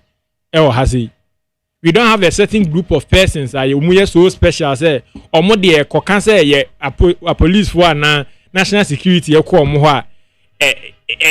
go area. As I say, Japan honor national security approach. And so if he goes there, it is only when you have been able to establish only a court order. But mind you, so National Security Act numa. National security has a certain level of leeway. Even without permit. It is in the National Security Act. And so we shouldn't always be playing foul, say, oh, a MPP need a no go area, and a NDC need a ABS. But having said that, you see, you see at the year 9 year that you fire. Ye boo mine at this time, and Penny Mahama, a suffrage unity, will be a bomb board, I'm here raising or mine, and I page or mine. It is only fair that sometimes you better go through the right process. You better go through the process, be acceptable by our constitution. At least there should be a reason for somebody to be raided. Okay, be a ton suffering and then you want to take the next step. I think we all applaud that. But say Kobase be the order of the day. So be near Nyadjan and no be Nyadjan, and right from the onset you want to raid their homes. I think we should relook at it so as to promote national unity and the sense of belonging as Ghanaians. And it shouldn't come from the MPP. However, right. What is wrong, and what is right should be right. Felix. Me profession, me woman kasa security. Nah. Sometimes I get disturbed when you use security actors in a democratic dispensation. A year there to send your military regime. Na yema due process and rule of law and adgyema. I'm not saying this to mean say here for accountability. You hold some people accountable for their actions and inactions.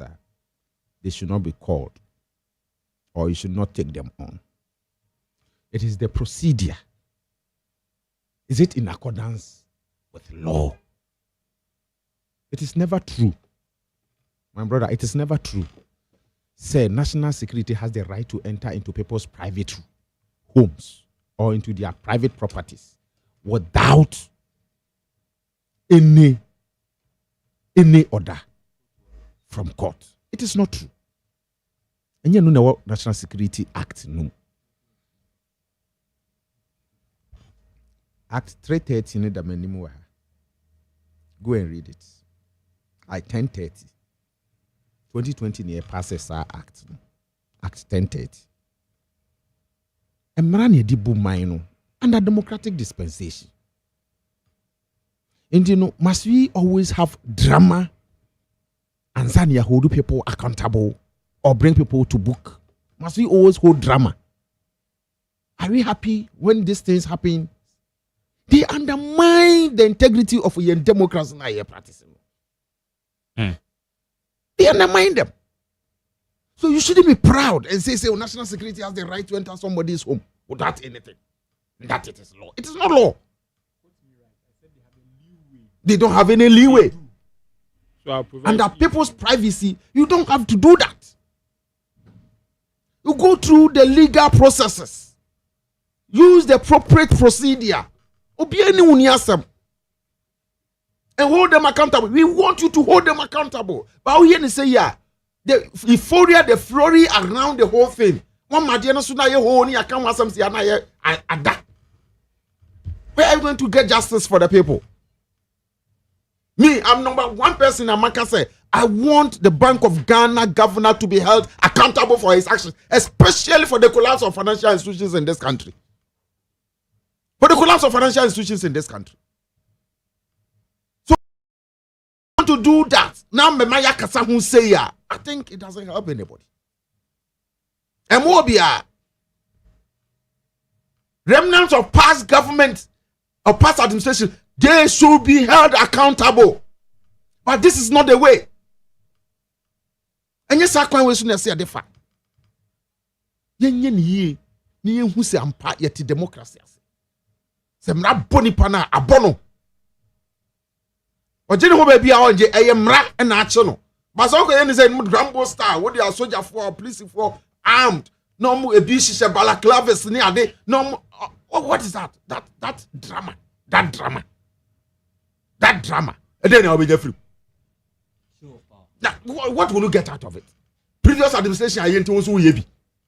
Previous government, yes, sir. So you two be different. Be different as a government. Richard Jackpa, please be different. Special operations were national security. And yes, say yourself, be different. My more about to be different. Nyankas do what you say. Just say Yamau Atadia, say Yamau certificate is a operations, special operations. Oh, sorry, ya boom now go be now. Why you could dismantle CCTV camera? Your papa and Kabesa. No, whenever you want to do something in a clandestine manner, it tells the people said, "Now we your papa." Why did you even dismantle the CCTV camera? We are far. System unity. But when him Richard Jackpay, what can offer te fie? Ama a majority leader in Parliament apache. Now the same thing. Now we are not before. What kind of senseless act is this? And sometimes no, hold on, me. And no way, Mashada Nasa no pay na me person make am was. Because no maybe or a cost or many more. A nyansa enim, you have to say it. Nyansa enim. You went to Ken of Ratafie, majority leader, apologize on the floor of the house. Now so was before without any due process. Mr. Richard Jackpa, Obianka se men you mo, but media maybe say Oko Ken of Ratafie, and the Nguase by my NDC majority leader Pacho. Now you are not sorry. What is that? What is that? Maybe because will be fair, will concern the Panabokro knows that they are no. But the modus operandi. Fakwan Papaso, that is the point. Papaso. We can reset an agenda. It's not about resetting agenda. Mame Fakos, maybe Sadio when and then Pesa Mekan was because I am the buffu yametime. I am the buffu yametime. But now I don't want to talk about it. Now you're saying you're going now. Yeah, fine for way. Okay, 0302257902 0302243540 0302243540. Mama, you want to share your question, Mache? Good morning, Mike Gary. Yes, I do. Original Coquas in the Carnation. Your question. Yeah, my four Kunyas manager, former people, the command, the center, honorable corners of Oji, honorable Michel. But I am at the pass as a word one to you. That was a Japan. I remember Yansa yet more. Yansa, a piano. Now, I did not quite any. As I said, one was it. Sir, ye campaign. Sir, some said, the security that can conform at the other. And owner, Mama, also the dinner, why you know, dining, what get young, Pesami dem fumuni ya dia de pesami dem de omo ba ombe yi for the new police force e pe nyamba no na e so ama wo de ye why police ni ben we in di gaje why no we in wo de follow that follow mama one may you why ye di oh maza mark na atama America no wo ye dana company for a out done omuda ye security agency anuma ma meji change omu ofo me pacho soldier for iden soldier for change den wine we change man no ko yi na dey and your position na dey mo bi na well tragically no sana say kokoba na we you obi e sami jemfia mo kan so be pamo me pacho yes sami jemfia sem adan roma me pacho first go ba me we yes sami jemfia na asem no ko kan o campaign we na ye Mr. I'm going for two baby. Marche. You too. Yes, Majeri, I'm in two for you now. Send it.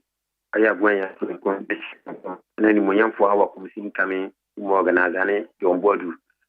It is lion, yes, young about my papa, general secretary. I made the money say, Suya, Asaya. And if before you dear campaign say by betting you anymore, and then they say, ya just soldier for police for on now match, or Momaboom, or Mona Becky Mapa checking my soon and yachting. Every Momakara. Majority, Omampani and up for the presented to so. That time no be soon much say, Moba, you be you, your back, you be you. Much yourself to pay we are ma, with the two namamo. And then, what do you go for now? But just catch yourself. Sammy, you know, more columestre, so much shame because Nipana, who will one of them. Ya, it is my chief, here we will. I want to two share, you give that we Tana for two Mukura, so that for credit. That's how you say, Moko Bandia. Maybe a Samuko Garden, Mamma Party. Actually, I hear you. Pesikama party ni dia and dia menemo yake ni mo nsem ko tu mo pa de I agree no okay me dan say ma me go ani na me fa we ma che yetio yes hello doctor go for by one match upachu what's that called this one rama whatever want to say nyame adom mo ye pa o mo tia upachu me man so mo ye de nyame adom boko I'm saying the mission for more. Man, who you bear must have no sort of pan. I don't want to incoming chairman. Still maintain a million Bema that's in Kubia. How could see senior parliament? Kaka make answer. Mike, what two forecasting be? For education, Nita from the Catcher. I mean, look at the more difficult consultation. I'm on 40 papa. Now, Mr. President, Nadaloma, can you foresee Yam Adiam saying Yamamono? Nti said beya ye be shadi mu kenana pe oil sikana o mampanini e di shame no verification but you feel oh some people can because them me come say school man tinya kwantina jombora me kodo hit airport yes amo we say kona bo fonka e fi na ma to say omu sia kiwo America ye ko ka kana yes na yi what MP parliamentary ni kan ni na blofo enti mesre osre enti mesre yen na fa komapa and no say interview Ahmed madam no me bona boss say o make sure say some machines na abano on some kena because Ghana en you know nkrase pa say the be o come say the kodam by kura bi ase ma only go say tam ka be mo to kede ba kwa no entimi because kwa ne ye na mo wa from pende mo so be shemu kena no jire say the o man ko kunde be yen na de o le shaba na e wo zo wan ba me dan say me fa do di o ma che. Hello, Patrick Mejoso. Yetio. So, Kwame Adombo Atinye, me fefe adenta. So, Mr. Majeri, you coupon show no producers. Now, any our modi can can. So, check catcher NGC for ne, your papa mama said, and two about more say, Omo beji to me, and huna Ghana for ne or mine. And we are to about more say, Sabina, a mambo and quay you, and another American, until I yes, Amambu at the Abisho Mountain. Mr. Richard Jakpa Atama can you say a friend or say and intimidation. See when you punching a to me a mano. Send your medical can one shana 2 years almost and 1 for 2 years may. If I got them say 1 cent so.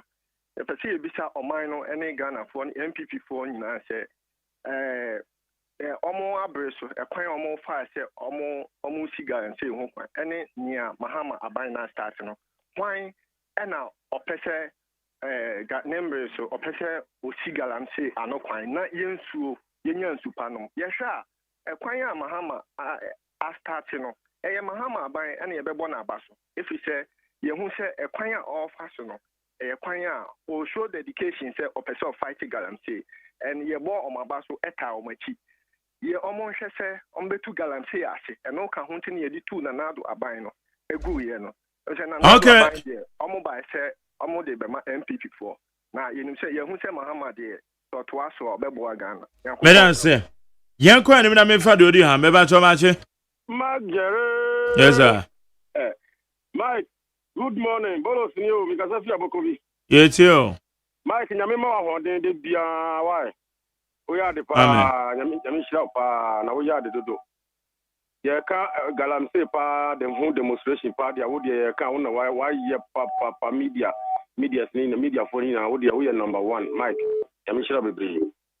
Mike, Vanessa say galamsey ai galamsey no mo tu galamsey no mo tu no me da me hu say omo ni problem na machine no odo tu galamsey ko he no hu bi odo tu galamsey ono be tomato sa machine no enti ye say enche was it what me tu ni problem machines in no problem oh yeah machine no the no yo ma me ka sam cho Mike me call aheniasi ewo chebi Mike me a messing for mine me kwa ko si school da Mike me pe workers di omo ya adwuma Mike me anya we da me say me kwa menya workers so Mike obi atam no help ya no awura num obi atam no help no awura num Mike me sa bank be fa workers fi ade koye me say boys wo me ya adwuma Mike boys no obi akotop machine is your I'm paying for this. You'll be an machine is your Mike. The machine is quite a boy in India. Into the all two machine now to at the end of the machine. Yachi machine now, boys need now be other fine. And the Yachi machine now, I see I mean, who pass away also. Machine, Yachi machine, near Van Brandt, this at some reason. I'm betting you because over here we are meeting with her. Okay. Mike. Kenya machine kraba kokora okobetumi aboye afibia no medan say yeah me fa last one machi maga bom say boko boachi ni brevra class entra me fa ntia kese ma adaka brefrem for wow boss ya no achia na me pa yo na me fa ntia ama ona bo lanko de chire matin 2028 the Ghana for nyina ye hu de ekoso President Mahama wieni de pa aba chimati movement for change on na de neba no no so de nim de ne nadwene aba bebu o man no mi ahwe de o man no besibi akwafa na Mike garam say commitment say enka MPP for ma o mun ka bi o mun ka o man ntu na NDC for enhwe kwa mbefa so a o betimi ahwe atu garam say na say because ideas na MPP for de eba no that ideas ne kuta wo mu a wo mu ya no tro kan edisi idea kwankyere biem no mo de ba ai betima aboa eti wo mu koma no ntum na movement for change ona bola ko lechi mate yemfa futu papa ema NDC for no mo fa ntu garanti ase na mai wo hwe ekwan a Mahama start say o pese o nya informations wo mu a wo mu tu garanti o betima nya informations there that dia wa set group yo mo ye no me visa ne kwan so ano no na ebasa na ebe mankofo esro ama omo jai sadi no efisa garanti na boya ka o abu ma we okay so na wo hwe national security for so kwan mo fa so na da bia meka me sika na wo ma we mu no wo mo fa emra ekwan papa so emfa nyi obi a sika won ho efa mo o man no na IMF no yentwa so na enye se mo de ahunu na ekorowura nkofo fie ebasa na enkofo be kasa ya se de Marjorie ochiwe onye politics or can be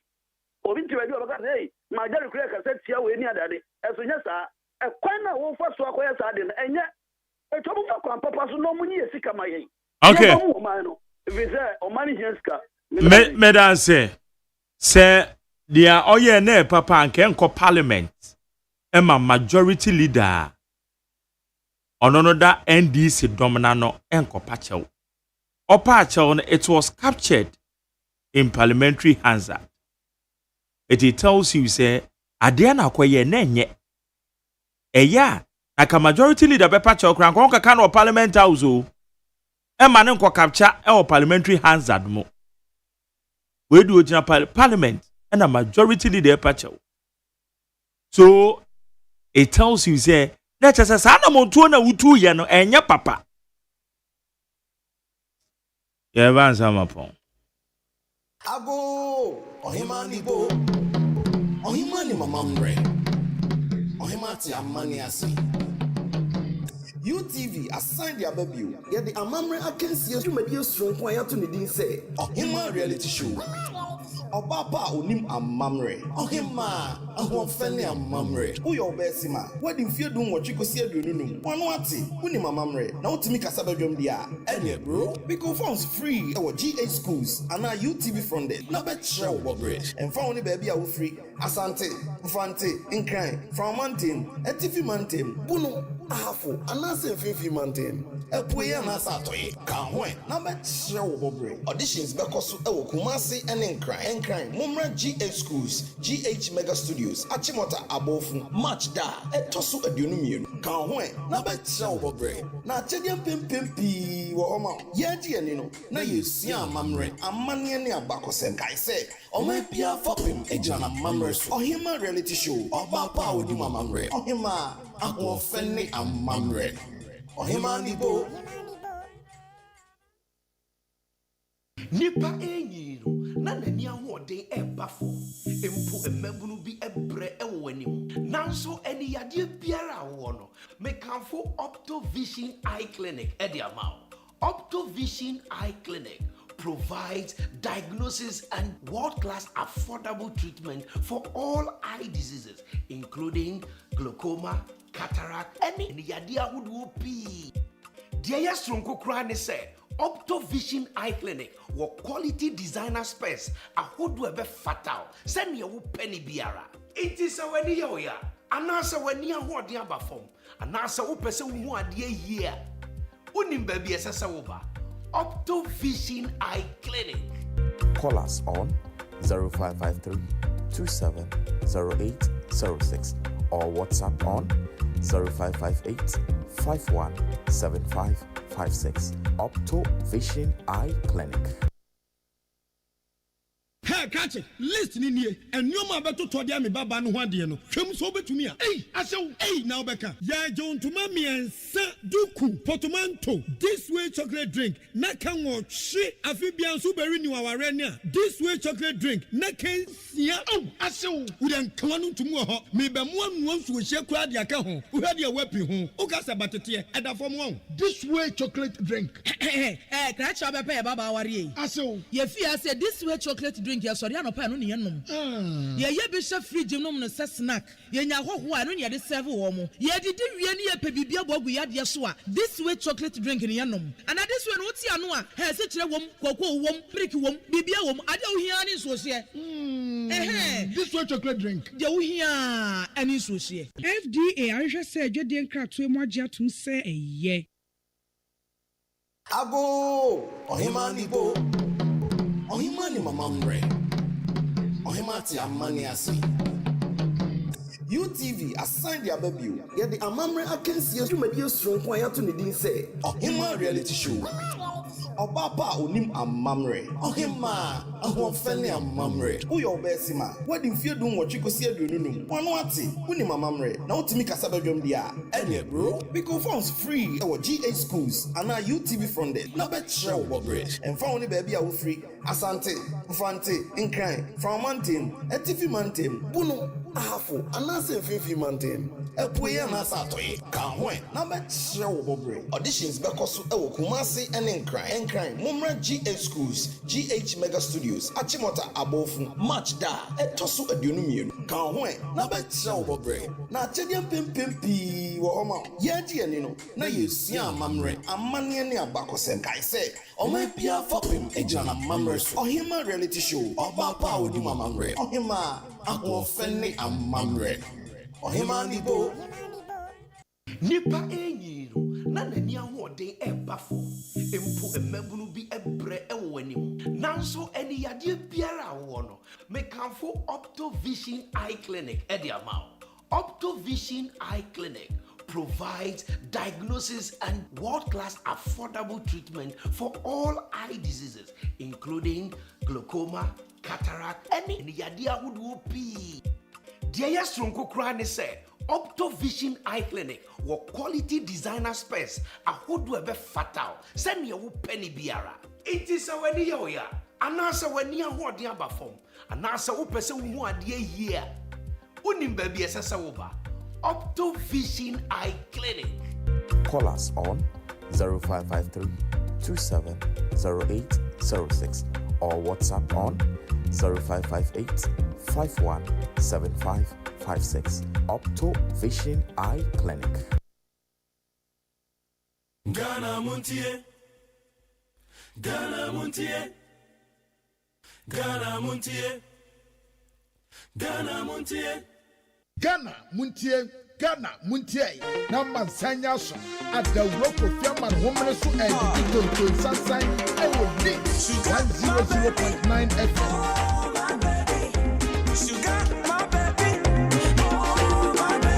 Okay, busa hana edi jumedi ni edi Ghana Montie woni 100.9. And you bring Yakopon ya do me be share touch light jumedi so. Na me kan say nyame ya do mo a ochena ye be say share the Fridays edition. DJ Bosco eba be bo nyom. Yes, sorry akọ. Okay, ye DJ Foreigner. Oneba be take you over. And that's that ma be na frame background na ya safo. One in charge of the social media handles, you know. For those that me do name producer all time echi. Persia Boaje the darling boy me supervisor.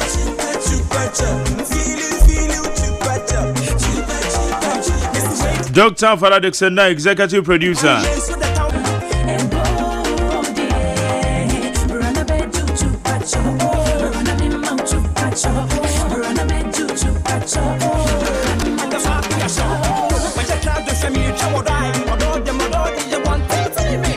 Bro, because phones free. Our GH schools and our UTV from there.